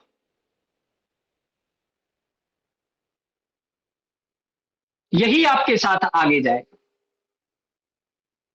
यही परलोक में आपका बांधव बनेगा, आपका सहायक बनेगा। धन, संपदा, संपत्ति, बंगला, महंगी महंगी घड़ियां, महंगी महंगी कार्स, सब यहीं पर रह जाएगा। और अगले जन्म में फिर यही। तो अल्टीमेटली हमें यह समझना पड़ेगा कि ना तो डिग्री कमाना, ना पैसा कमाना हमारा परम लक्ष्य नहीं हो सकता। हाँ, ये गौण लक्ष्य है। आप डिग्री नहीं लेंगे तो उससे भी आप संसार में अपनी प्रतिष्ठा नहीं बना सकते। आप यदि धनार्जन नहीं करेंगे तो धन के बिना तो कुछ संभव ही नहीं है, धन के बिना तो धर्म कार्य भी संभव नहीं है। तो जो कुछ भी होगा वो धन डिग्री से होगा, लेकिन ये गौण है। मुख्य लक्ष्य क्या है, प्राइमरी लक्ष्य क्या है, वो हमें समझना है। वो है ईश्वर प्राप्ति करना, दुखों से छूटना। ईश्वर की प्राप्ति करने के लिए, दुखों से छूटने के लिए, ईश्वरीय आनंद प्राप्त करने के लिए आपको योगाभ्यास करना पड़ेगा, ध्यान, और ध्यान की उच्च अवस्था को प्राप्त करना ही होगा। तो जब ध्यान में बैठे तो सबसे पहले अपना लक्ष्य निर्धारित करें। जैसे ऑटो में सबसे पहले बैठते हैं तो क्या करते हैं, ऑटो वाले को लोकेशन बताते हैं, गंतव्य बताते हैं ना, कहां तक जाना है। ऑटो में बैठकर सबसे पहले यही करते हैं ना, हाँ या ना, यही करते हैं। ऑटो में बैठकर सबसे पहले, कैब में, टैक्सी में, ऑटो में बैठकर सबसे पहले आप अपना गंतव्य बताते हैं ड्राइवर को कि मैं यहां जाना चाहता हूं। वो आपको फिर आपके गंतव्य तक लेकर के जाता है। तो जैसे ही आप ध्यान में बैठे तो सबसे पहले अपने गंतव्य का निश्चय करें, सबसे पहले अपने लक्ष्य का निर्धारण करें, और लक्ष्य का बोध बने रहना चाहिए। ईश्वर प्राप्ति करने के लिए ही मैं ध्यानाभ्यास कर रहा हूं, ईश्वर साक्षात्कार करने के लिए मैं ध्यान में बैठा हूं। अगला 1 घंटा या आधा घंटा या 5 मिनट, जितने भी समय मैं ध्यान करूंगा, ईश्वर की स्तुति, उपासना, प्रार्थना करूंगा, ईश्वर प्राप्ति को अपना लक्ष्य बना करके करूंगा। सांसारिक विचार बिल्कुल भी नहीं उठाऊंगा। मैं जानता हूं कि मेरे सभी सांसारिक विचार गौण हैं, इसीलिए सांसारिक विचारों को बीच में उपस्थित नहीं होने दूंगा। तो मानव जीवन के लक्ष्य का निर्धारण करना ये पहला प्रयोग है। मानसिक सज्जा करने के लिए सबसे पहले हमें अपने मानव जीवन के परम लक्ष्य पर विचार करना है। अब दूसरी विधि को समझते हैं। दूसरी विधि है अंतर्मुखी वृत्ति बनाना। हम लोक व्यवहार में यदि देखें, मोहित जी नेक्स्ट स्लाइड। हम लोक व्यवहार में यदि देखें तो लोक व्यवहार में हमें अनेक बाह्य विषयों की ओर अपना ध्यान केंद्रित करना पड़ता है। आप सब अधिकतर गृहस्थी सज्जन हैं जो इस वेबिनार से जुड़े हैं। तो आप गृहस्थी हैं, आपका एक परिवार है जिसे आपको देखना है, माताएं बहनें हैं, उनको पूरी व्यवस्था करनी है घर पर। जो आर्य पुरुष हैं, यहाँ पर भद्र पुरुष हैं, उनको अपने व्यवसाय पर जाना है, नौकरी पर जाना है, अलग अलग लोगों से व्यवहार करना है। तो व्यवहार काल में हमारी जो वृत्ति है वो कैसी रहती है, वो सांसारिक वृत्ति रहती है, वो बाह्य वृत्ति रहती है। यानी हमारे जितने भी कार्य होंगे, हमारे आचार, हमारे व्यवहार, हमारे विचार, सभी के सभी सांसारिक होंगे, सभी के सभी बाह्य वृत्ति से संयुक्त होंगे। लेकिन अगर हम उन्हीं बाह्य विषयों के साथ, सांसारिक विषयों के साथ ध्यान करने के लिए बैठ जाएंगे तो ध्यान में कुछ नहीं होने वाला। लोग कहते हैं हम ध्यान करते हैं लेकिन ध्यान में मन नहीं लगता। अरे ध्यान में मन कैसे लगेगा अगर आपका मन बच्चों में टिका है, अगर आपका मन आपकी पत्नी में टिका है, अगर आपका मन आपके पति में टिका है, अगर आपका मन आपकी व्यवसाय, आपकी नौकरी में टिका है, तो कैसे मन ध्यान में टिकेगा। आप शिकायत करते हैं कि ध्यान में मन टिकता नहीं है। वो इसीलिए नहीं टिकता क्योंकि अचानक आप देखते हैं 6 बज गए हैं, 8 बज गए हैं, चलो ध्यान करने बैठ जाता। अभी अभी आप अपनी जॉब से आए, व्यवसाय करके आए, और साथ में ही आपने कहा चलो टाइम हो ही गया है, खाना पूर्ति कर लेते हैं, ध्यान में बैठ जाते हैं। और फिर मंत्रोच्चारण करते समय, मंत्र पाठ करते समय आपको ऐसा लगता है कि आज तो ध्यान ही नहीं लगा, आज तो मन ही नहीं लग रहा ध्यान में। तो इसलिए आवश्यक है कि हम, क्योंकि पूरा अपना दिन का अधिकतर समय बाह्य वृत्ति में ही व्यतीत करते हैं, सांसारिक वृत्तियों में ही व्यतीत करते हैं, तो हमारे लिए आवश्यक है कि हम अंतर्मुखी वृत्ति बनाएं। हमारी वृत्ति कैसी हो, अंतर्वृत्ति हो, यह बड़ा जरूरी है। अब इसके लिए 2 उपाय आप कर सकते हैं। सबसे पहले तो जब आप ध्यान में बैठे तो मानव जीवन के लक्ष्य का बोध करने के बाद इस बात का बोध करें कि सभी सांसारिक संबंध अनित्य हैं, और सभी सांसारिक संबंध अनित्य हैं, इसीलिए ध्यान काल में मैं उनका चिंतन नहीं करूंगा। एक प्रश्न आपसे करता हूं, कोई भी एक व्यक्ति लाइव चैट में उसका उत्तर लिख देवे। प्रश्न यह है कि अगर आपकी अपॉइंटमेंट प्रधानमंत्री के साथ फिक्स हो, अगर आपकी अपॉइंटमेंट प्रधानमंत्री जी के साथ फिक्स हो जाए कि आज इस समय मुझे प्रधानमंत्री जी से मिलना है, तो क्या उस समय आपको इस बात की चिंता रहेगी कि एक चपड़ासी से मिलना था पर उस चपड़ासी से मैं मिल नहीं पाया? लिख करके बताइए हाँ या ना। रहेगी या नहीं रहेगी ये चिंता? अगर आपको प्रधानमंत्री जी से मिलने का अवसर है, तो क्या प्रधानमंत्री जी से मिलने के लिए आपको ये चिंता रहेगी कि वो चपड़ासी से भी मिलना था, वो रह गया? उस चपड़ासी से भी कुछ योजनाएं बनानी थी, उससे वार्तालाप करना था, व्यवहार करना था, वो रह गया? नहीं रहेगा। क्योंकि आप जानते हैं कि मेरे सामने इस समय देश का सबसे बड़ा व्यक्तित्व खड़ा है।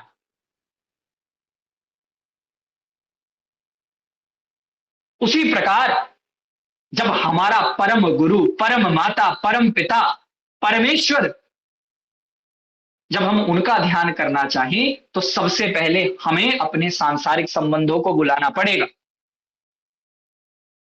मैं ये नहीं कह रहा कि सांसारिक संबंध पूरी तरह से बुला करके आप हिमालय में चले जाइए और सब कुछ छोड़ दीजिए।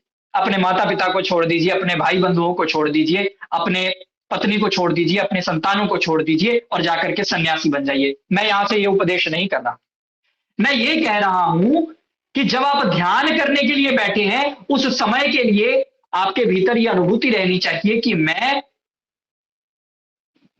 सांसारिक विचार नहीं उठाऊंगा। और सांसारिक विचारों में से एक विचार आता है अपने संबंधियों का विचार।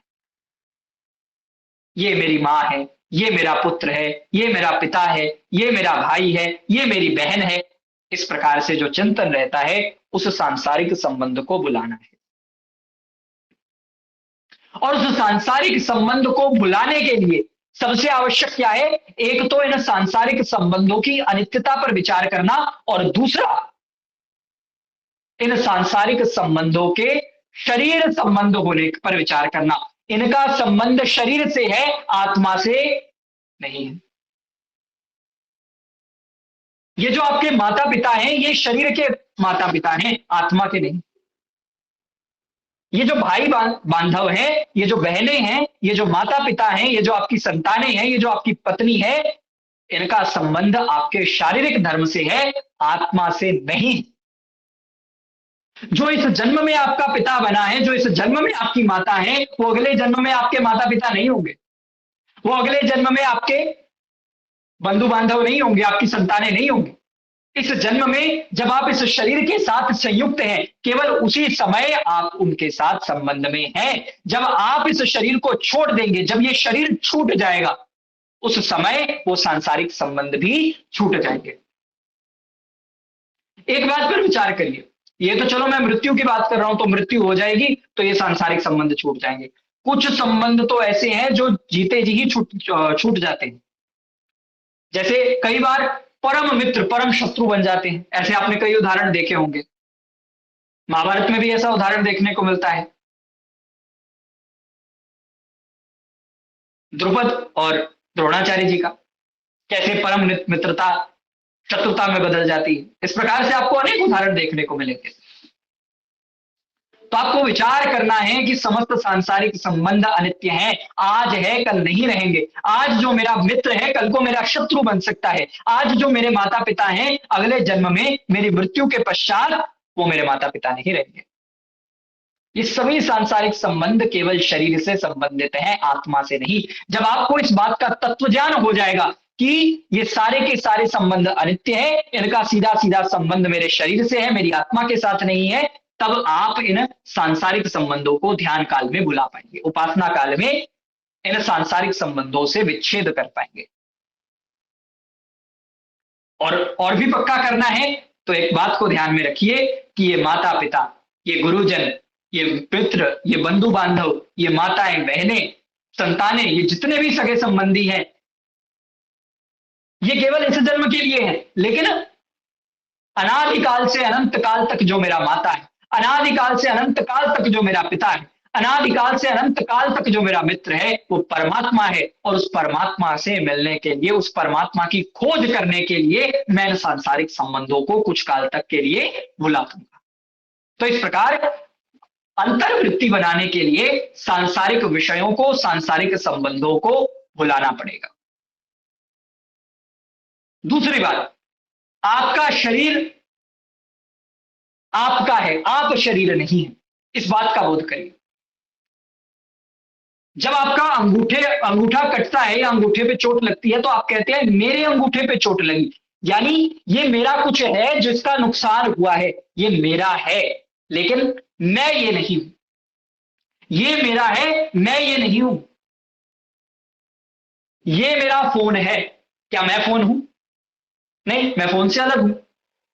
ये फोन मेरा है पर मैं फोन नहीं हूं। उसी प्रकार से ये शरीर मेरा है, लेकिन मैं शरीर नहीं हूं। ये मोटा पतला दुबला काला गोरा ये शरीर है, आत्मा नहीं है। ये शरीर के धर्म है, काला होना, गोरा होना, मोटा होना, पतला होना, लंबा होना, छोटा होना, ये सब शरीर के धर्म है, आत्मा के नहीं। और जब तक आपको यह विचार नहीं होगा कि साधना करने वाला, ध्यान करने वाला मैं शरीर नहीं आत्मा हूं, तब तक आप ध्यान में प्रगति नहीं कर पाएंगे। अपने मन को अगर तैयार करना है, अंतर्मुखी बनाना है, तो सबसे पहले शरीर के बोध को सही से समझना पड़ेगा और शारीरिक संबंधों के बोध को सही से समझकर शारीरिक संबंधों को भुलाना पड़ेगा। तब जाकर के आपकी वृत्ति जो है वो अंदर की ओर मुड़ेगी, आत्मा परमात्मा का ज्ञान संभव हो पाएगा। आपको मैंने बताया था कल की कक्षा में ध्यान और समाधि में क्या भेद है। ध्यान खोज करने का नाम है, गवेषणा का नाम है। गवेषणा का मतलब है आप ढूंढ रहे हैं, खोज कर रहे हैं। और समाधि का अर्थ है आपको वो प्राप्त हो गया, जिसकी आप खोज में थे, जिसकी गवेषणा कर रहे थे, वो आपको प्राप्त हो गया, ये समाधि है। और जिस समय आप खोज कर रहे हैं, शब्द और अनुमान प्रमाण के आधार पर गवेषणा कर रहे हैं,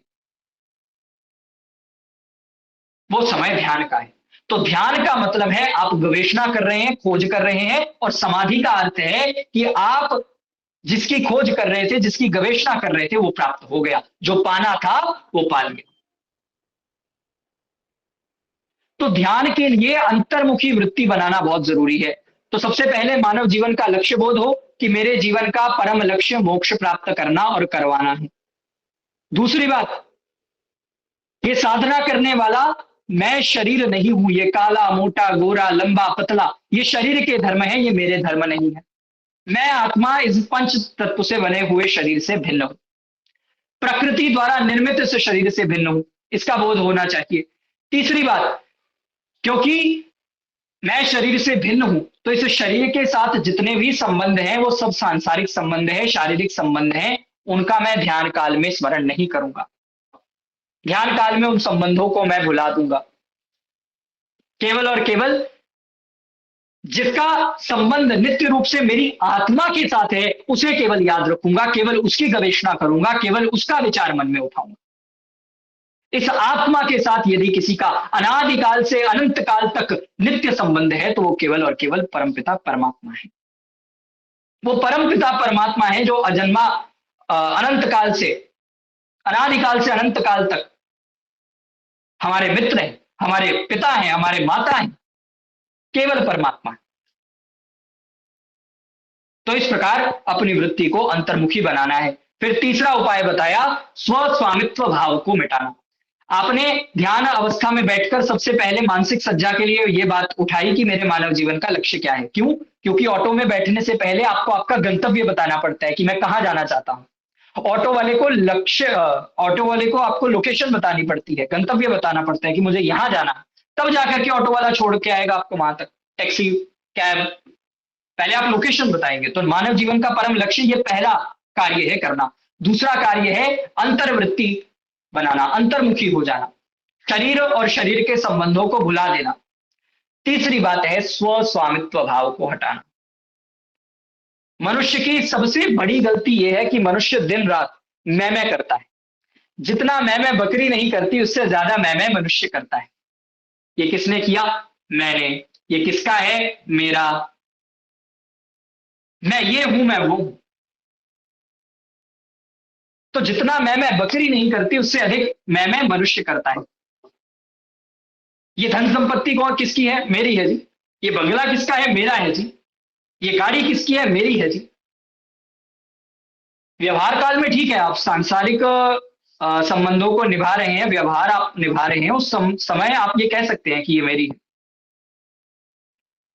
लेकिन जब व्यक्ति के भीतर यह अभिमान उत्पन्न हो जाता है कि जितनी भी लौकिक धन संपदा है उसका मैं ही एकमात्र स्वामी हूं, जितनी भी भौतिक धन संपदा मुझे प्राप्त हुई है केवल मेरे कारण प्राप्त हुई है, जो मैं अपने परिवार का पालन पोषण कर रहा हूं केवल मैं ही पालन पोषण करने में समर्थ हो सकता हूं, जो मैं संसार का उपकार कर रहा हूं केवल मैं ये कर सकता हूं। ये जो अभिमान की भावना है, मैं इतने अधिक ज्ञान का, इतनी अधिक धन संपदा का, इतने अधिक बल का स्वामी हूं, ये जो भाव है ये अभिमान को उत्पन्न करता है। और अभिमान एक ऐसा दोष है जो आपके संपूर्ण सद्गुणों को नष्ट कर सकता है।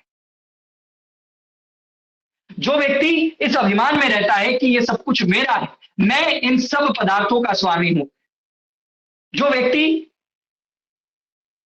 इस अभिमान से युक्त रहता है, जिसकी वृत्ति केवल और केवल अपने आप को सब पदार्थों का, समस्त ज्ञान बल धन संपदा का स्वामी समझने की है, वो व्यक्ति कभी भी ध्यान में प्रगति नहीं कर सकता। ध्यान में प्रगति करनी है तो अपने स्वस्वामित्व भाव को मिटाना पड़ेगा। और कैसे मिटाएं? उसका उपाय है ईशावास्यमिदं सर्वम यतकिंच जगत्याम जगत तेन त्यक्तेन भुंजिता माग्रदः कस्य सुद्धनम। ईशोपनिषद का पहला मंत्र।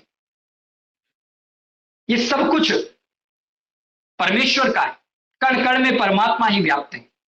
इस जगत के कण कण में परमात्मा का ही वास है, कण कण में केवल और केवल परमात्मा की सत्ता है। जिस संसार के कण कण में परमात्मा की सत्ता है वो संसार किसका हुआ? उस संसार का वास्तविक स्वामी कौन हुआ? जो धन संपदा में किसी भी साधन संसाधन से प्राप्त कर पा रहा हूं, उन साधन संसाधनों को देने वाला कौन है? इन समस्त सांसारिक धन संपदा का वास्तविक स्वामी कौन है? कस्य स्विद्धनम, ये धन वास्तव में किसका है, ये समझना होगा। ये धन संपदा ज्ञान बल सब कुछ परमात्मा का दिया हुआ है। यदि परमात्मा ना होते, परमात्मा की विशेष अनुकंपा ना होती तो आप इनमें से कुछ भी प्राप्त नहीं कर पाते।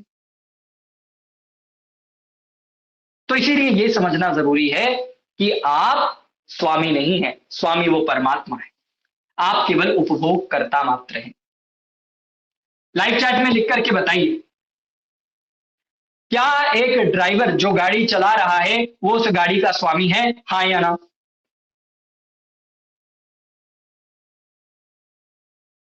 एक ड्राइवर कभी भी गाड़ी का स्वामी नहीं होता। ड्राइवर अपना धर्म निभा रहा है, उसने व्हाइट कलर की यूनिफॉर्म पहनी है, सिर पर टोपी रखी है, वो किसी के लिए कार्य कर रहा है, वो गाड़ी उसकी नहीं है। जैसे एक ड्राइवर अपने आप को सिर्फ ड्राइवर समझता है, ऐसे ही हमें इन समस्त सांसारिक संपत्ति का ज्ञान बल विद्या सामर्थ्य और जितनी भी संपत्ति, जितनी भी धन संपदा है, इन सबको केवल उपभोगकर्ता मात्र की दृष्टि से देखना चाहिए कि हम केवल इसके उपभोग करता है। क्या एक किराए के मकान में रहने वाला व्यक्ति उस मकान को अपना समझता है? निश्चित रूप से नहीं। एक किराए के मकान में रहने वाला व्यक्ति कभी भी उस मकान को अपना नहीं समझता। ऐसे ही समझिए कि आपको यह संसार, आपको यह शरीर, आपको यह धन संपदा, आपको जितने भी साधन संसाधन ईश्वर ने प्रदान किए हैं वो आपके भोग और अपवर्ग की सिद्धि के लिए प्रदान किए हैं।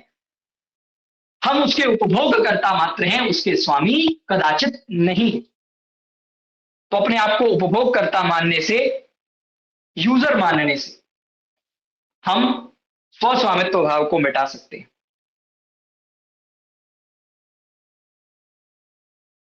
हम इसके ओनर नहीं है, स्वामी नहीं है, इस बात का सतत अनुभूति रहनी चाहिए। जैसे एक ड्राइवर को इस बात की अनुभूति रहती है कि मैं गाड़ी को चलाने वाला चालक मात्र हूं, मैं इसका स्वामी नहीं हूं। जैसे एक किराए के घर में रहने वाले व्यक्ति को यह अनुभूति रहती है कि मैं इस घर का किराएदार हूं, ये घर मेरा नहीं है। ऐसे ही हमें इस बात की अनुभूति रहनी चाहिए कि मैं इस शरीर का, इस भौतिक धन संपदा का, समस्त साधन संसाधनों का उपभोग करता मात्र हूं, मैं इसका स्वामी नहीं हूं। इसका स्वामी केवल और केवल वो परमपिता परमात्मा है। जो कुछ मेरे पास है वो सब ईश्वर का दिया गया है, मैं उपभोग करता बनकर बस उसका उपयोग कर रहा हूं। और यही निष्काम भाव है। चौथी बात मानसिक सज्जा में जो आनी चाहिए वो है व्याप्य व्यापक संबंध। ईश्वर से संबंध स्थापित करना है। ईश्वर कण कण में व्यापक है। ईश्वर को हर कण में जब तक आप व्यापक नहीं समझेंगे तब तक आप ध्यान में सफलता प्राप्त नहीं कर सकते। लोग क्या करते हैं? लोग करते हैं ईश्वर को किसी एक स्थान विशेष पर मान लेते हैं और उस स्थान विशेष पर ईश्वर को मानकर ईश्वर की पूजा करते हैं। लोग मानते हैं ईश्वर यहां रहता है, कोई कहता है सातवें आसमान में, कोई कहता है छठे आसमान में, कोई कहता है दूसरे आसमान पर, कोई कहता है क्षीर सागर में, कोई कहता है कहीं पर। लेकिन जब तक हम परमेश्वर को सर्वव्यापक नहीं समझेंगे तब तक ना तो हमारी साधना में प्रगति हो सकती है, ना ही हमारी ध्यानाभ्यास में प्रवृत्ति हो सकती है। ध्यान करने के लिए ईश्वर को सर्वव्यापक कण कण में व्यापक समझना अत्यंत अनिवार्य है। ईश्वर हमारे ऊपर नीचे दाएं बाएं आगे पीछे हर जगह व्यापक है। मेरे भीतर भी विद्यमान है, मेरे बाहर भी विद्यमान है। यानी एक भी संसार का कण ईश्वर से खाली नहीं है। ईश्वर संसार के कण कण में व्यापक है।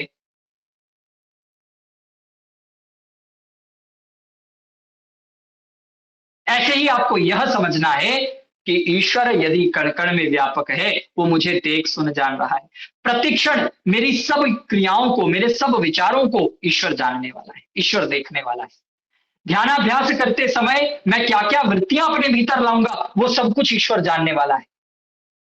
ध्यानाभ्यास करते समय मेरी शारीरिक क्रियाएं कैसी होंगी, मेरी मानसिक क्रियाएं कैसी होंगी और आत्मिक रूप से क्या क्या चल रहा होगा, उस सब का ईश्वर को पूर्ण रूप में ज्ञान है। क्यों? क्योंकि वो कण कण में व्यापक है। और एक बात को मानिए, जब आप ईश्वर को कण कण में व्यापक मानेंगे ना तो बहुत अच्छा प्रभाव ये पड़ेगा कि आप बहुत जल्दी अपने दोषों को छोड़ पाए। एक मंदिर में जाकर व्यक्ति मांसाहार नहीं करता, मंदिर में जाकर के व्यक्ति शराब नहीं पीता, सिगरेट नहीं पीता। क्यों? क्योंकि उसे पता है ये पवित्र स्थान है। पर जब आप ईश्वर को सर्वव्यापक समझकर कण कण को मंदिर बना करके, अपने मन को मंदिर बना करके ईश्वर का ध्यान करेंगे, ईश्वर की पूजा करेंगे, तो निश्चित रूप से आप अपने दोषों को हराने में, अपने दोषों से छूटने में समर्थ हो जाएंगे। तो ईश्वर को अपने कण कण में अनुभव करना है। प्रतिक्षण यह अनुभव बना रहना चाहिए ध्यान के समय।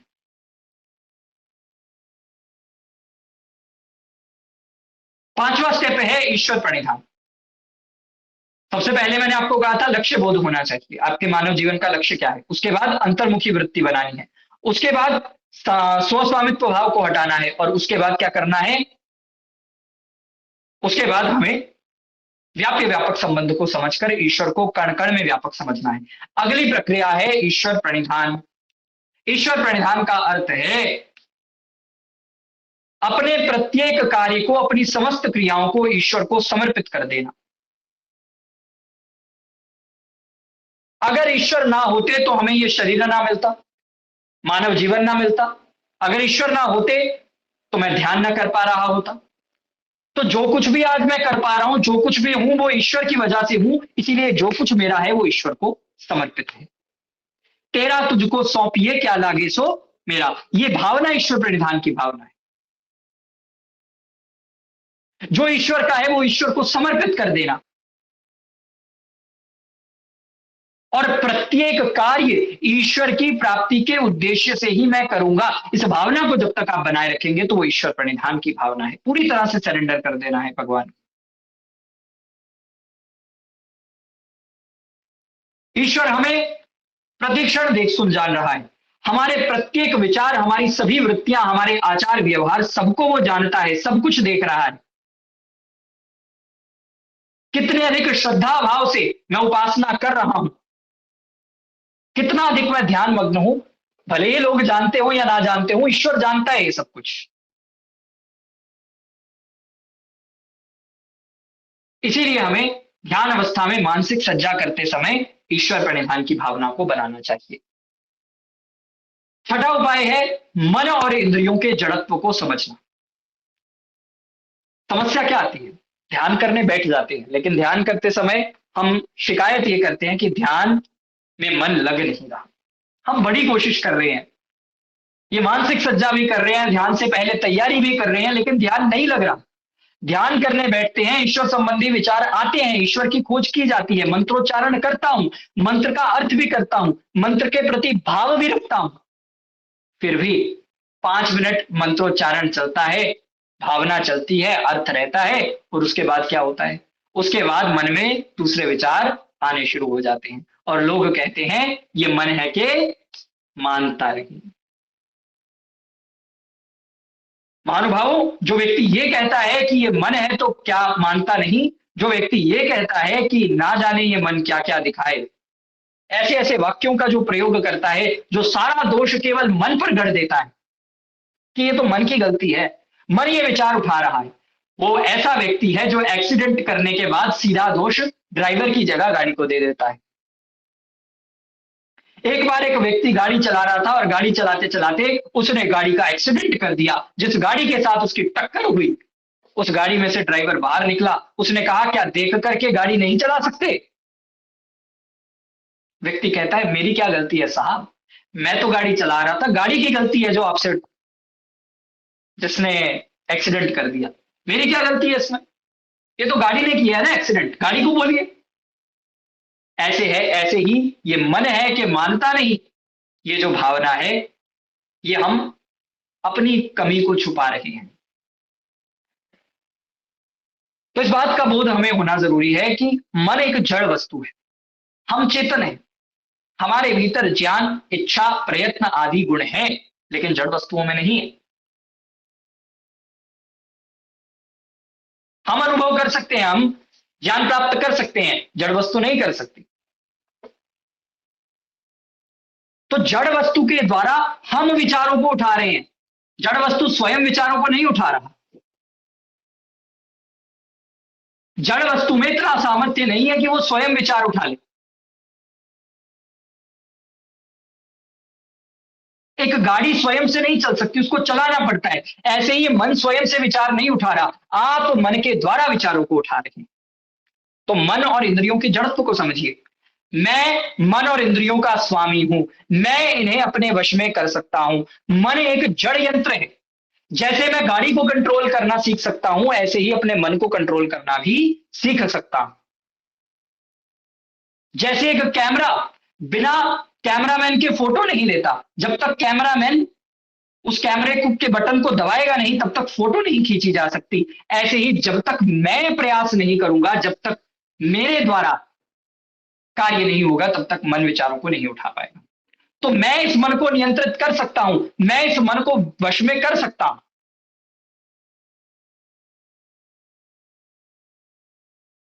मैं चेतन हूं। जैसे एक ड्राइवर गाड़ी को कंट्रोल कर सकता है, वैसे ही मैं चेतन जीवात्मा इस मन को वश में कर सकता हूं। और अगर मैं अपनी मन को वश में कर सकता हूं, तो मेरी इंद्रियां भी मेरे नियंत्रण में रह सकती हैं। इन जड़ वस्तुओं पर मेरा अधिकार है और इन जड़ वस्तुओं को मैं नियंत्रित कर सकता हूं। ये इंद्रियां, ये मन मेरा दास है, मैं इन इंद्रियों और मन का दास नहीं हूं। ये भावना मन में आएगी तो आप अपने मन को वश में कर पाएंगे, आप अपने विचारों को नियंत्रित कर पाएंगे। ध्यान के समय जो वृत्तियां भीतर में आती हैं, उन वृत्तियों को आप रोक पाएंगे। चलिए, यहां तक हमारी मानसिक सज्जा पूर्ण होती है। मानसिक सज्जा में ये 6 पॉइंट बड़े महत्वपूर्ण हैं। इन 6 वाक्यों को बार बार दोहराना है। ध्यान करने से पहले इन 6 वाक्यों को बार बार दोहराना है, बार बार अपने मानव जीवन के लक्ष्य का बोध करना है, बार बार अंतर्मुखी वृत्ति बनानी है, शरीर और शारीरिक संबंधों से संबंध का विच्छेद करना है, स्वस्वामित्व भाव को मिटाना है, मन और इंद्रियों के जड़त्व को स्वीकार करना है और ईश्वर प्रणिधान की भावना से युक्त रहना है। अब मानसिक सज्जा, आपने अपने मन को तैयार कर लिया, ये सब भी आपने आंखें बंद करके करना है। सुरीत जी का प्रश्न है, यहां मैं कौन हूं? बुद्धि नहीं। मैं का अर्थ है आत्मा। आत्मा और बुद्धि में अंतर है। बुद्धि एक उपकरण है, जैसे मन एक उपकरण है, वैसे बुद्धि एक उपकरण है जिसके द्वारा व्यक्ति निर्णय कर सकता है। तो जो निर्णय करने की क्षमता है, वो सभी वो बुद्धि का कार्य है। लेकिन जो निश्चय करना है, निर्णय करना है, वो बुद्धि के द्वारा जो कर रहा है वो मैं, यानी मैं जीवात्मा। चलिए अब ध्यान विधि को सीखते हैं। मुंडकोपनिषद में ध्यान की एक बहुत उत्तम विधि बताई गई। मुंडकोपनिषद में कहा गया प्रणवो धनु, यानी प्रणव को धनुष समझिए। आपने धनुष बाण देखा होगा ना, तो प्रणव को यानी ओम को धनुष समझिए।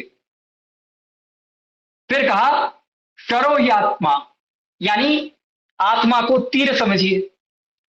ओम को, प्रणव को धनुष समझिए, आत्मा को तीर समझिए।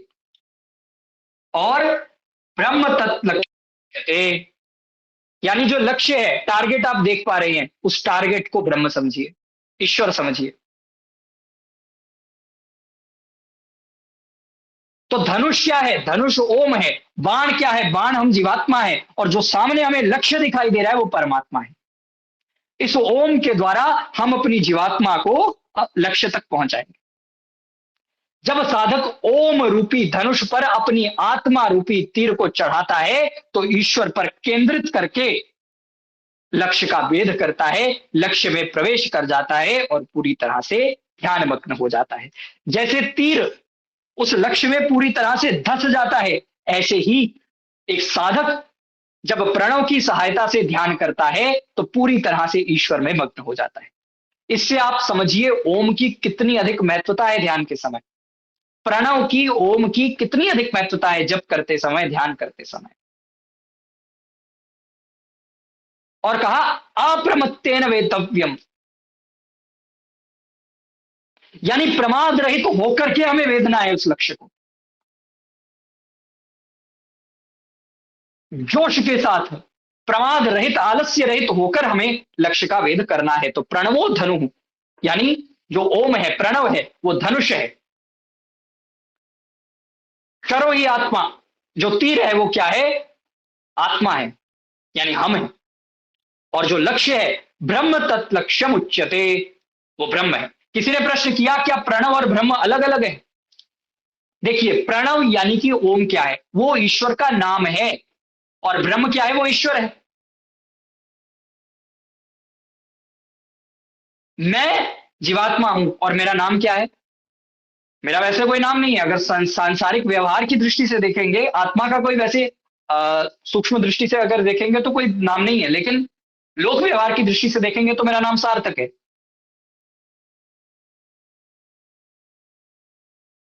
ऐसे ही परमात्मा, और परमात्मा को जिस नाम से पुकारा जाता है वो परमात्मा का नाम ओम है, प्रणव है। उस ओम से, ईश्वर के नाम के जप से, ईश्वर की पुकार से हम ईश्वर तक पहुंच सकते हैं। ये जो ईश्वर का निज नाम है, मुख्य नाम है, इस ओम को ही धनुष मानकर, अपनी आत्मा को तीर मानकर, और सामने जो परमात्मा रूपी लक्ष्य है उसको वेधा जा सकता है, उसे प्राप्त किया जा सकता है। यानी ओम जो ये प्रणव है, जो ईश्वर का नाम है, वो ईश्वर को प्राप्त कराने वाला। ये बात समझनी है। आगे हम समझते हैं ध्यान की 3 रीतियां। अब ध्यान करते समय आपको यह समझ में आ गया कि एक शब्द है, या एक मंत्र है, या एक जप वाक्य है, कोई भी ले सकते हैं। जैसे आपको ओम का उदाहरण दिया गया, ओम के अतिरिक्त आप गायत्री मंत्र से भी ध्यान कर सकते हैं, संध्या के मंत्रों से भी ध्यान कर सकते हैं। तो कोई शब्द हो सकता है, कोई जप वाक्य हो सकता है, कोई मंत्र हो सकता है, कोई वेद वाक्य हो सकता है, कोई उपनिषद का श्लोक हो सकता है जिसके माध्यम से आप ध्यान कर रहे हैं। अब उस शब्द का, उस मंत्र का, उस जप वाक्य का प्रयोग कैसे करना है, उसकी 3 रीतियां स्वामी सत्यपति जी परिव्राजक जी ने अपनी पुस्तक सरल योग से ईश्वर साक्षात्कार में बताई। जो पहली रीति है वो नवीन साधकों के लिए है, यानी जो नए नए साधना में प्रवेश कर रहे हैं, नए नए ध्यान में आ रहे हैं। और आपको बहुत अधिक समय तक इसका अभ्यास करना पड़ेगा, तब जाकर के आप दूसरी या तीसरी रीति पर प्रवेश कर पाएंगे। पहली रीति यह है कि आप जिस मंत्र से ध्यान कर रहे हैं, जिस जप वाक्य से ध्यान कर रहे हैं, जिस शब्द से ध्यान कर रहे हैं, पहले उसका उच्चारण करना, अच्छे से उसका उच्चारण पहले सीख लीजिए और उच्चारण श्रद्धापूर्वक करिए। तो पहले उच्चारण करना है, पुनः उसके बाद रुकना है, फिर उस जप वाक्य का अर्थ करना है। आपने ओम का उच्चारण किया, आपने गहरी श्वास भरी, ओम का उच्चारण किया, ओम।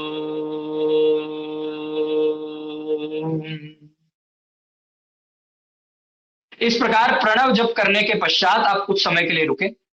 अब आप इस ओम शब्द का अर्थ, इस पर चिंतन करेंगे। ओम शब्द के अर्थ पर विचार करेंगे। ये जो ओम शब्द है, यह अवरक्षणे धातु से बना है और आत्रि व्याप्तो धातु से बना है। तो ईश्वर सर्वव्यापक होते हुए सर्वरक्षक है, यानी कण कण में व्यापक होते हुए हमारी रक्षा कर रहे हैं। ये ओम शब्द का अर्थ है। तो आप ये भावना बनाएंगे, ये अर्थ का चिंतन करेंगे। तो आपने उच्चारण किया, ओ,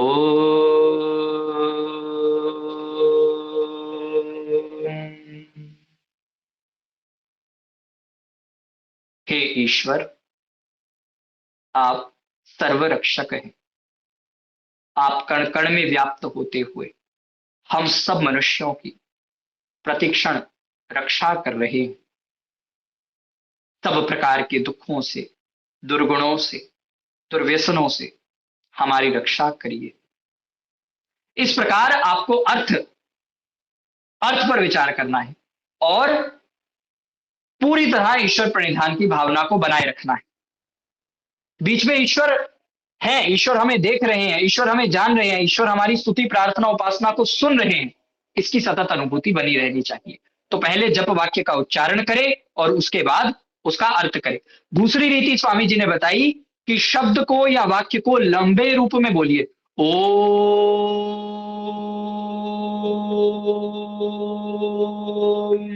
और जितने समय ये ओम चल रहा है उतने समय में अर्थ भी साथ साथ में चलता रहे। मानसिक रूप में आप साथ साथ में अर्थ भी करते रहे। उच्चारण के साथ साथ ही, उच्चारण जैसे लंबे काल तक चल रहा है, साथ साथ में अर्थ का भी स्मरण आपको मन में होते रहना चाहिए। जैसे आप ओम का उच्चारण कर रहे हैं तो मन में यह भावना बनी रहनी चाहिए, मन से आप अर्थ का विचार करते रहना चाहिए।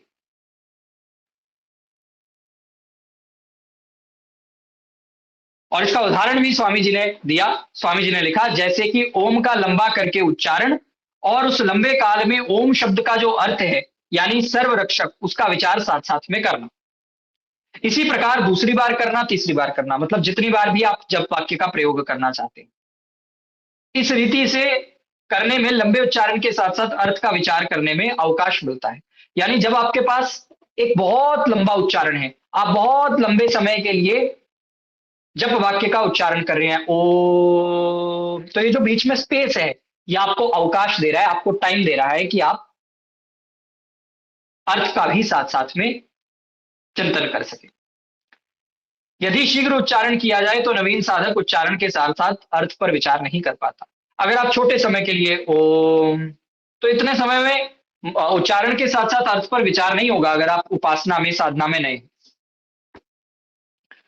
और अर्थ नहीं होगी, भावना नहीं होगी, तो ध्यान करने का, मंत्रोच्चारण करने का कोई लाभ ही नहीं होगा।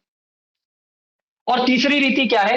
तीसरी रीति यह है कि शब्दोच्चारण या मंत्रोच्चारण, जो जप वाक्य है उसका जो आप उच्चारण कर रहे हैं वो आप मध्यम गति से करें और उसके अर्थ को साथ साथ में ही करें। यानी जो आप लंबे समय के लिए ओम का उच्चारण कर रहे थे, अब मध्यम गति से उसका उच्चारण करें। पर दोनों ही रीतियों में, दूसरी और तीसरी रीति में, उच्चारण के साथ साथ अर्थ चिंतन चलते रहना चाहिए। और जो व्यक्ति साधना बहुत अधिक समय से कर रहे हैं, ध्यानाभ्यास बहुत अधिक समय से कर रहे हैं, वो ऐसा कर पाते हैं। और प्रारंभ में आप पहले मंत्रोच्चारण करिए, फिर मंत्र की अर्थ पर विचार करिए और मंत्रोच्चारण और अर्थ के चिंतन तक ईश्वर प्रणिधान की भावना को बनाए रखें। तो ये ध्यान की 3 रीतियां हैं। चलिए अब ध्यान का प्रैक्टिकल अभ्यास करते हैं। 5 मिनट के लिए हम ध्यान करेंगे, प्रायोगिक ध्यानाभ्यास, यानी जो आपको आज थ्योरी में बताया गया। मानसिक सज्जा से लेकर पूर्व की तैयारियां तो चलो आपके दैनिक व्यवहार से संबंधित हैं, और प्राणायाम और आसन आदि का जो विशेष प्रशिक्षण है वो आपको कोर्स में दिया जाएगा। तो मुख्य रूप से मानसिक सज्जा से लेकर ओम आनंदः, इस जप वाक्य के उच्चारण तक, इसके अर्थ तक, इसके चिंतन तक हम ध्यानाभ्यास करेंगे। तो सभी सीधे होकर के बैठ जाएं और जहां भी आप बैठे हैं इस बात का ध्यान रखें कि आपकी कमर, आपकी रीढ़ की हड्डी और आपकी गर्दन तीनों एक सीध में रहें। शरीर में किसी भी प्रकार का खिंचाव तनाव ना हो। अब अपने आंखों को, अपने नेत्रों को कोमलता से बंद कर लीजिए। ये संकल्प लीजिए कि जब तक यह ध्यानाभ्यास पूर्ण नहीं हो जाता, तब तक मैं इन नेत्रों को नहीं खोलूंगा। मैं अपनी इंद्रियों को अपने वश में करना जानता हूं।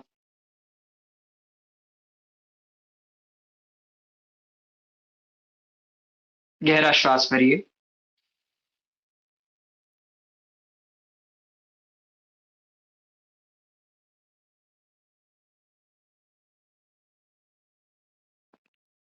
कुछ समय श्वास को भीतर ही रोक कर रखें।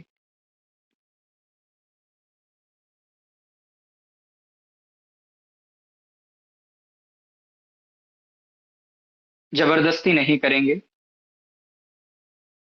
जितना सामर्थ्य आपके भीतर है, जितने समय तक श्वास भीतर रहते हैं, उतने ही समय तक आपको भीतर रखना है।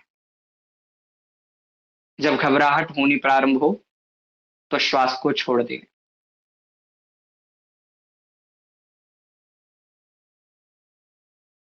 यदि मन खाली रहेगा, तो विचार उत्पन्न होते रहेंगे। सांसारिक विचार आपके ध्यान को बाधित करते रहेंगे। इसीलिए ईश्वर हमें देख सुन जान रहा है। ये विचार निरंतर आपके मन में बना रहे। इसके लिए मानसिक रूप से आप ओम का उच्चारण कर सकते हैं।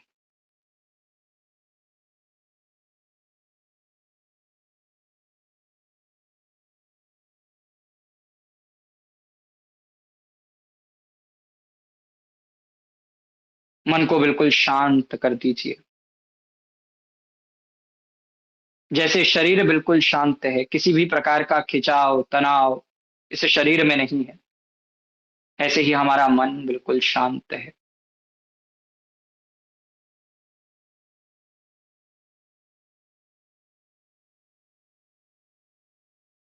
अपनी वृत्ति को अंतर्मुखी बनाने का प्रयास करें। बाहर के सब विषयों से संपर्क काट दीजिए। रूप, रस, गंध, स्पर्श, शब्द, इन सब विषयों को हटा दीजिए। अपनी इंद्रियों को वश में करें। कोई शब्द यदि आपको सुनाई दे रहा है, तो उस पर ध्यान केंद्रित न करें। अंतर्मुखी बनकर उसकी उपेक्षा करें। यदि गंध विषय आपको सता रही है, तो नासिका इंद्रिय पर नियंत्रण करके अपनी वृत्ति को अंतर्मुखी बनाते हुए बाह्य विचारों से अपने मन को हटा दीजिए। केवल और केवल मैं और परमात्मा, वह परमात्मा जो इस संसार के कण कण में व्यापक है, मेरे भीतर भी है, मेरे बाहर भी है, कण कण में व्याप्त, प्रतिक्षण मुझे देख सुन जान रहा वह परमात्मा, उसी को साक्षी मानते हुए ध्यान को प्रारंभ करिए।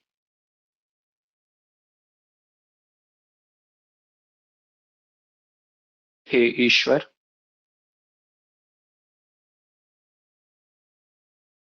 आपने मुझे यह मानव शरीर प्रदान किया। मेरे इस मानव जीवन का परम लक्ष्य आपकी प्राप्ति करना और करवाना है। आपकी ही प्राप्ति करने के लिए, आपके असीम आनंद का पान करने के लिए मैं आपका ध्यान कर रहा हूं।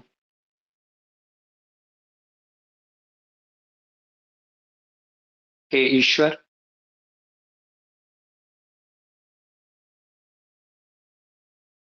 मानव जीवन के परम लक्ष्य को सिद्ध करने के लिए इस ध्यानाभ्यास में मैं आपके ही स्वरूप का चिंतन करूंगा। आपसे अतिरिक्त किसी भी सांसारिक विषय का विचार, किसी भी सांसारिक विषय की वृत्ति नहीं उठाऊंगा। केवल आप और मैं। ये समस्त सांसारिक संबंध अनित्य हैं, आज हैं, कल नहीं रहेंगे। जो इस जन्म में हमारे माता पिता, गुरु, बंधु, भाई, मित्र, सखा, संतान, पति, पत्नी है, अगले जन्म में वे हमारे संबंधी नहीं रहेंगे। जो इस समय हमारा मित्र है वो हो सकता है अगले क्षण हमारा शत्रु बन जाए। लेकिन हे प्रभु, आपका और मेरा संबंध अनित आपका और मेरा संबंध अनादिकाल से अनंत काल तक का है। अनादिकाल से अनंत काल तक आप ही मेरे सनातन मित्र हैं। आप ही हमारे सनातन पिता हैं। आप ही हमारे सनातन माता हैं। आप ही मेरे परम गुरु हैं। हे परम पिता, हे परम माता, हे परम गुरु, आपकी प्राप्ति के लिए अत्यंत श्रद्धा भाव से मैं आपका ध्यान कर रहा हूं।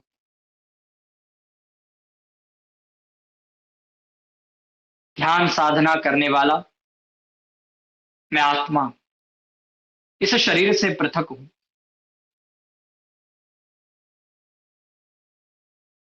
ये शरीर पंच महाभूत से बना है। मैं आत्मा नित्य हूं, पवित्र हूं।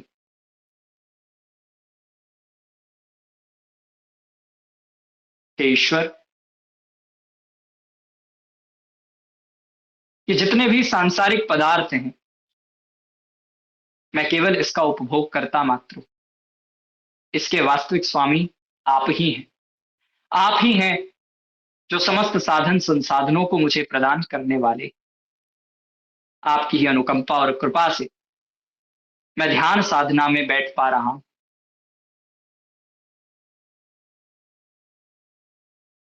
ये ध्यान उपासना सब कुछ आपको समर्पित है। केवल आपकी प्राप्ति के उद्देश्य से इस उपासना कर्म को मैं संपादित कर पा रहा हूं।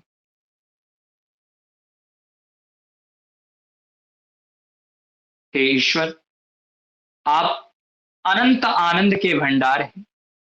आपके इस आनंद को प्राप्त करने के लिए मैं आपका ध्यान कर रहा हूं। गहरा श्वास भरिए। ओ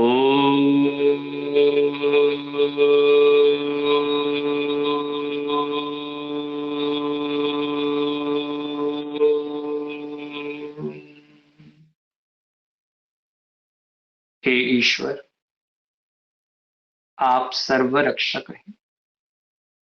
आप सब स्थान पर सब प्रकार से हम सभी मनुष्यों की रक्षा करने वाले हैं। जन्म से लेकर मृत्यु पर्यंत आप हमारी रक्षा करते हैं। यह मानव जीवन प्रदान कर आप हमारी रक्षा करते हैं। आपने केवल यह मानव शरीर मुझे प्रदान नहीं किया, बल्कि मानव जीवन को सफल बनाने के लिए जितने भी आवश्यक साधन संसाधन हैं, वो सब आपने मुझे प्रदान कर मेरी रक्षा की व्यवस्था की है।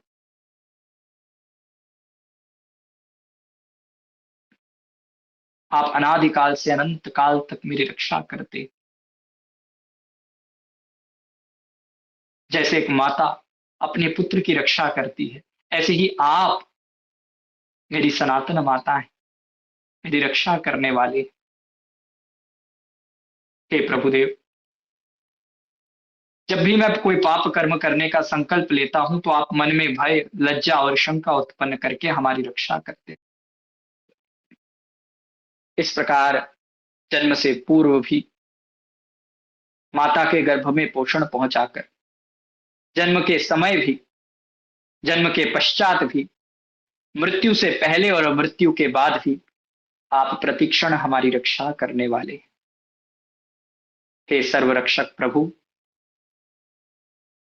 संसार में तनाव, शोक, मोह, ईर्ष्या, अभिमान, इन सब दोषों के कारण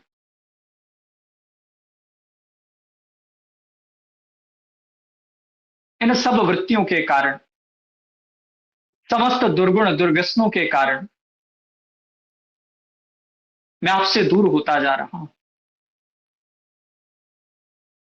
आपके आनंद से दूर होता जा रहा हूं, तनाव और दुखों से ग्रसित होता जा रहा हूं। हे प्रभुदेव, आप तो रक्षक हैं। कृपया इन सब प्रकार के दोषों से, दुर्गुणों से, दुर्व्यसनों से, दुखों से आप मेरी रक्षा करिए और अपने परम आनंद का मुझे पान कराइए। इस आनंद की प्राप्ति के लिए मैं प्रार्थना करता हूं। ओम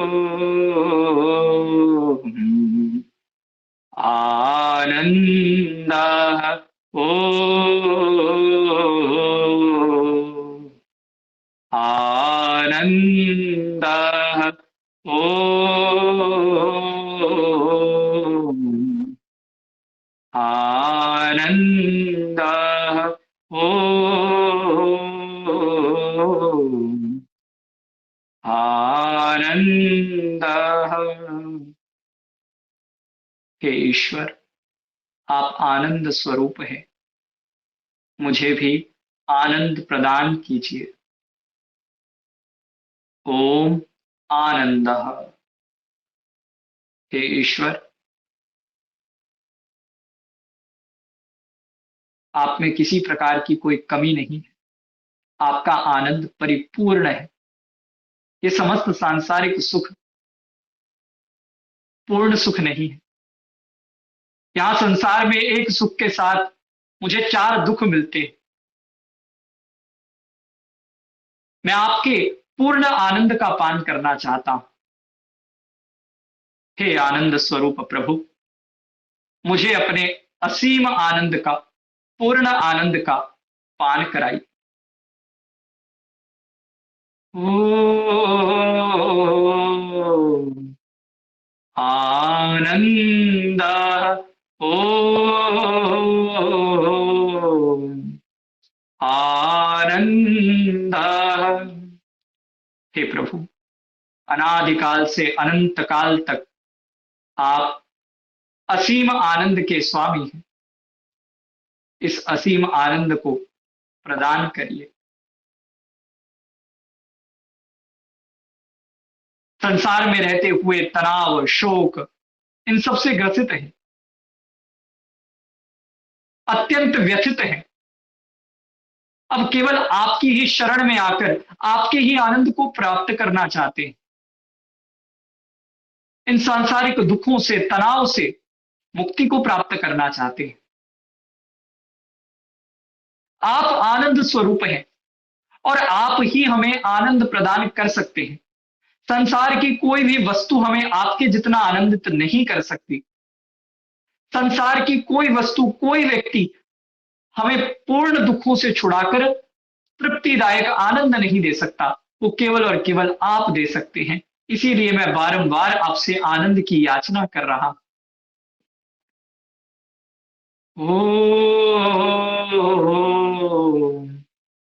आनंद। वह ईश्वर आपको आनंद दे रहा है, ऐसी अनुभूति करते हुए ये भावना बनाए कि हे ईश्वर, मैं आपके ध्यान को संपन्नता की ओर लेकर के जा रहा हूं, आनंद की अनुभूति के साथ। मुझे आपका परम सुख, परम आनंद प्राप्त करना है, समाधिस्थ अवस्था तक पहुंचना है, ईश्वर साक्षात्कार करना है। आपका साक्षात्कार करके ही मैं पूर्ण आनंद प्राप्त कर सकता हूं। मुझे मोक्ष हेतु, पूर्णानंद की प्राप्ति हेतु पात्र बनाइए। यही मेरी प्रार्थना है प्रभु। ओम प्रभु, मुझको चरण में रख ले, आनंद दिला दे कि और मेरा कोई नहीं, कि और मेरा कोई नहीं, कि और मेरा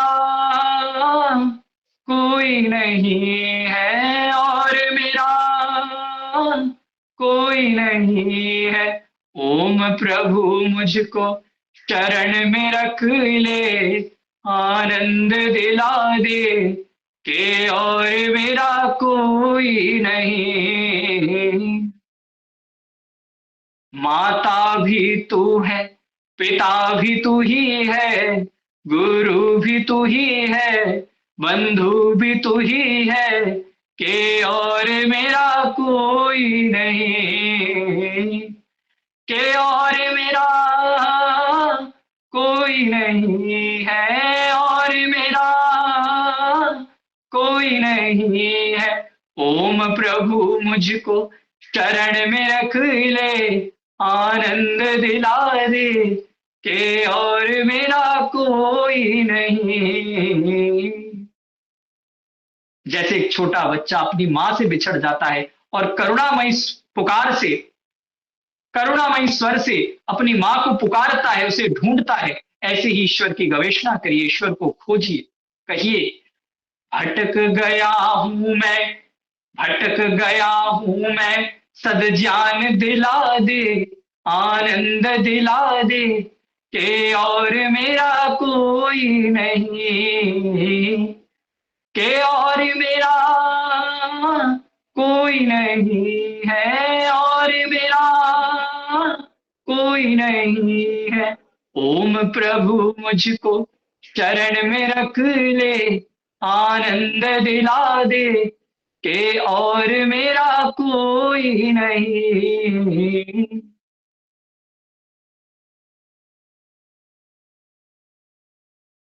ईश्वरीय आनंद को प्राप्त करने के लिए आपने ये जो ध्यानाभ्यास किया,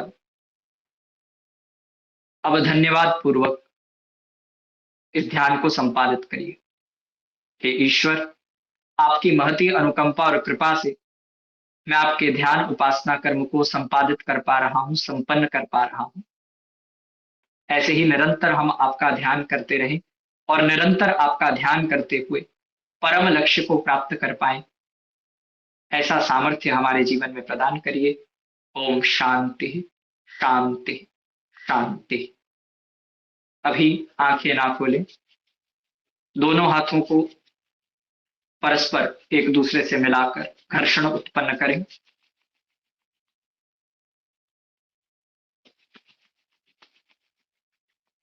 दोनों हाथों में घर्षण उत्पन्न करने के पश्चात दोनों हाथों को कोमलता से अपने नेत्रों पर रखें। धीरे धीरे इन हाथों से नेत्रों को सहलाएं और हाथों के बीच ही नेत्रों को धीरे धीरे खोलने का प्रयत्न करें। इसका प्रयोजन इतना है कि तीव्र प्रकाश हमारे नेत्रों में ना जाए। आशा है कि आपको यह ध्यानाभ्यास अच्छा लगा होगा, सुखद अनुभूति आपको प्राप्त हुई होगी। चलिए, प्रायोगिक ध्यानाभ्यास के पश्चात कर्मों पर चर्चा कर लेते हैं। यानी ध्यान के बाद भी कुछ पश्चात कर्म आवश्यक हैं जिनका करना अनिवार्य है। सबसे पहला कर्म है उपासना का विश्लेषण करें। क्या उपासना करते समय कोई सांसारिक विचार मेरे भीतर उत्पन्न हुआ? यदि उत्पन्न हुआ तो दोष है, उसको आगे से सुधार करना है। उपासना करते समय क्या क्या गलतियां मुझसे हो गई और उन गलतियों को आगे नहीं दोहराना, उसके लिए उपासना का विश्लेषण बहुत जरूरी है। उपासना करते समय अगर कोई विघ्न बाधा उपस्थित हो रही है तो अनुभवी उपासकों से परामर्श लीजिए कि मैं क्या कर सकता हूं इस वृत्ति को हटाने के लिए। उपासना में उपस्थित विघ्न बाधाओं को मिटाने के लिए मैं क्या क्या कर सकता हूं, अपनी उपासना के स्तर को बढ़ाने के लिए मैं क्या क्या कर सकता हूं, इसकी प्रेरणा आप अनुभवी जनों से प्राप्त करें। प्रेरणा और प्रशिक्षण यानी कि आप स्वयं ध्यानाभ्यास करके करवाकर दूसरों के लिए प्रेरणास्पद सिद्ध होइए और दूसरों को भी ध्यान का प्रशिक्षण दीजिए।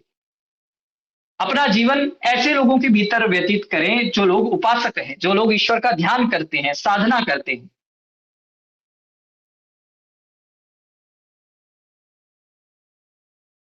और अध्यात्म शास्त्रों का स्वाध्याय करें पूरी तरह से। मानसिक प्रसन्नता आपके बनी रहनी चाहिए। अगर आप ध्यान कर रहे हैं और व्यवहार काल में आप खिजे रहते हैं, क्रोधित रहते हैं, तो कोई फायदा नहीं है आपकी ध्यान उपासना का। यम नियमों का पालन करिए, जिसका आपको संदेश कल भी प्रदान किया गया था। चलिए, तो हमने आज अपने वेबिनार को कंप्लीट कर लिया है। अब हम वैदिक मेडिटेशन कोर्स के बारे में थोड़ा सा डिस्कस कर लेते हैं। वैदिक मेडिटेशन कोर्स में आपको क्या क्या लाभ प्राप्त होंगे, क्योंकि यहाँ फ्री वेबिनार समाप्त होता है। 2 दिन हमने मेडिटेशन का फ्री वेबिनार कंडक्ट किया। अब इस फ्री वेबिनार के बाद वैदिक अकेडमी ऐप पर एक कोर्स लॉन्च किया जा रहा है, जिसकी अधिक जानकारी आपको मोहित जी या चंद्रदेव आर्य जी या आधार कोहली जी, जो वैदिक अकेडमी के सदस्यगण हैं, वो आपको प्रदान करेंगे। लेकिन इस कोर्स में मैं क्या पढ़ाऊंगा और इस कोर्स में क्या विशेष रहेगा, वो आपको बताता हूं। Mohit ji, slide, next slide please.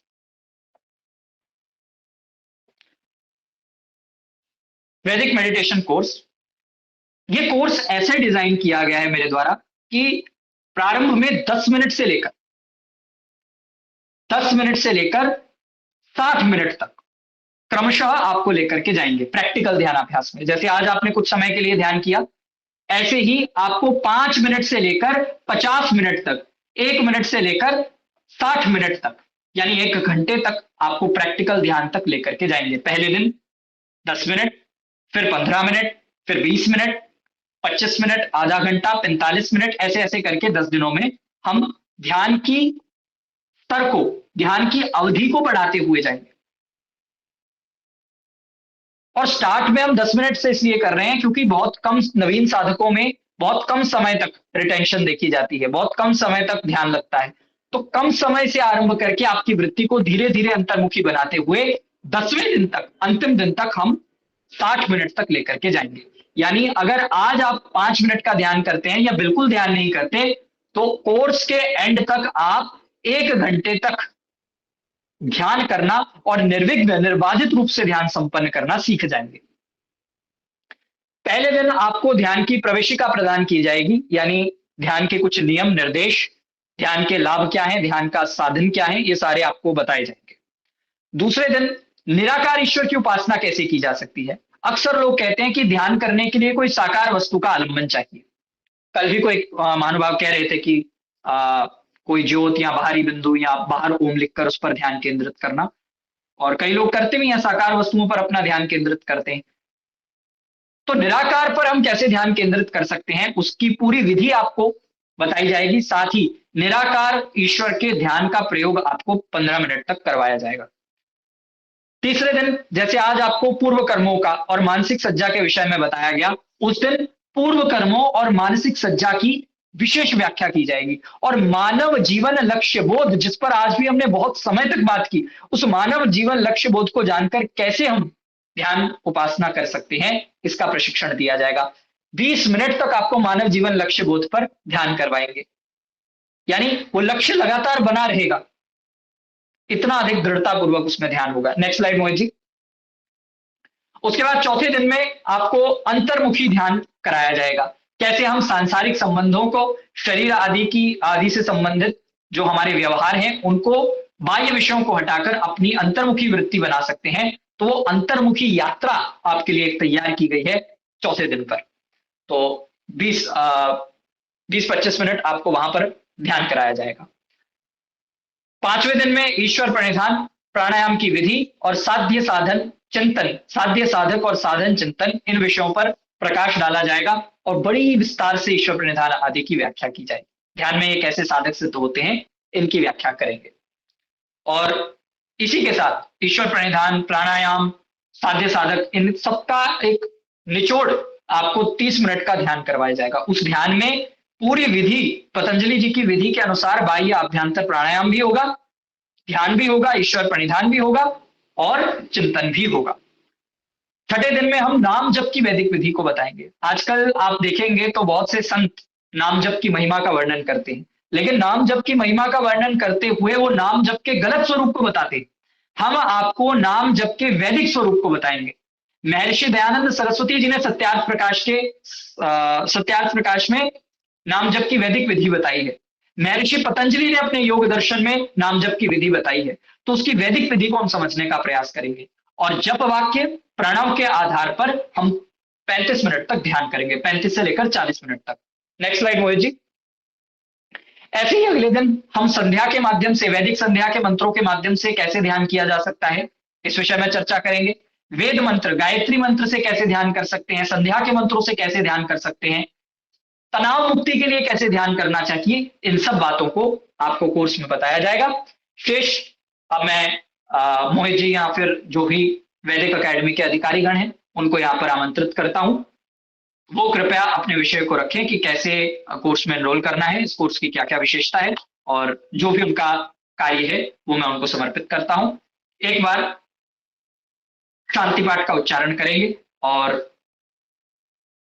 कार्यक्रम को विराम की ओर, अपने वक्तव्य को विराम की ओर लेकर के जाएंगे। ओम द्यो शांतिरंतरिक्षम शांति पृथिवी शांतिरापः शांतिरौषधयः शांति वनस्पतयः शांतिर्विश्वे देवा शांतिर्ब्रह्म शांति सर्वं शांति शांतिरेव शांति सामा शांतिरेधि। ओम शांति शांति शांति। सर्वेभ्यो नमः।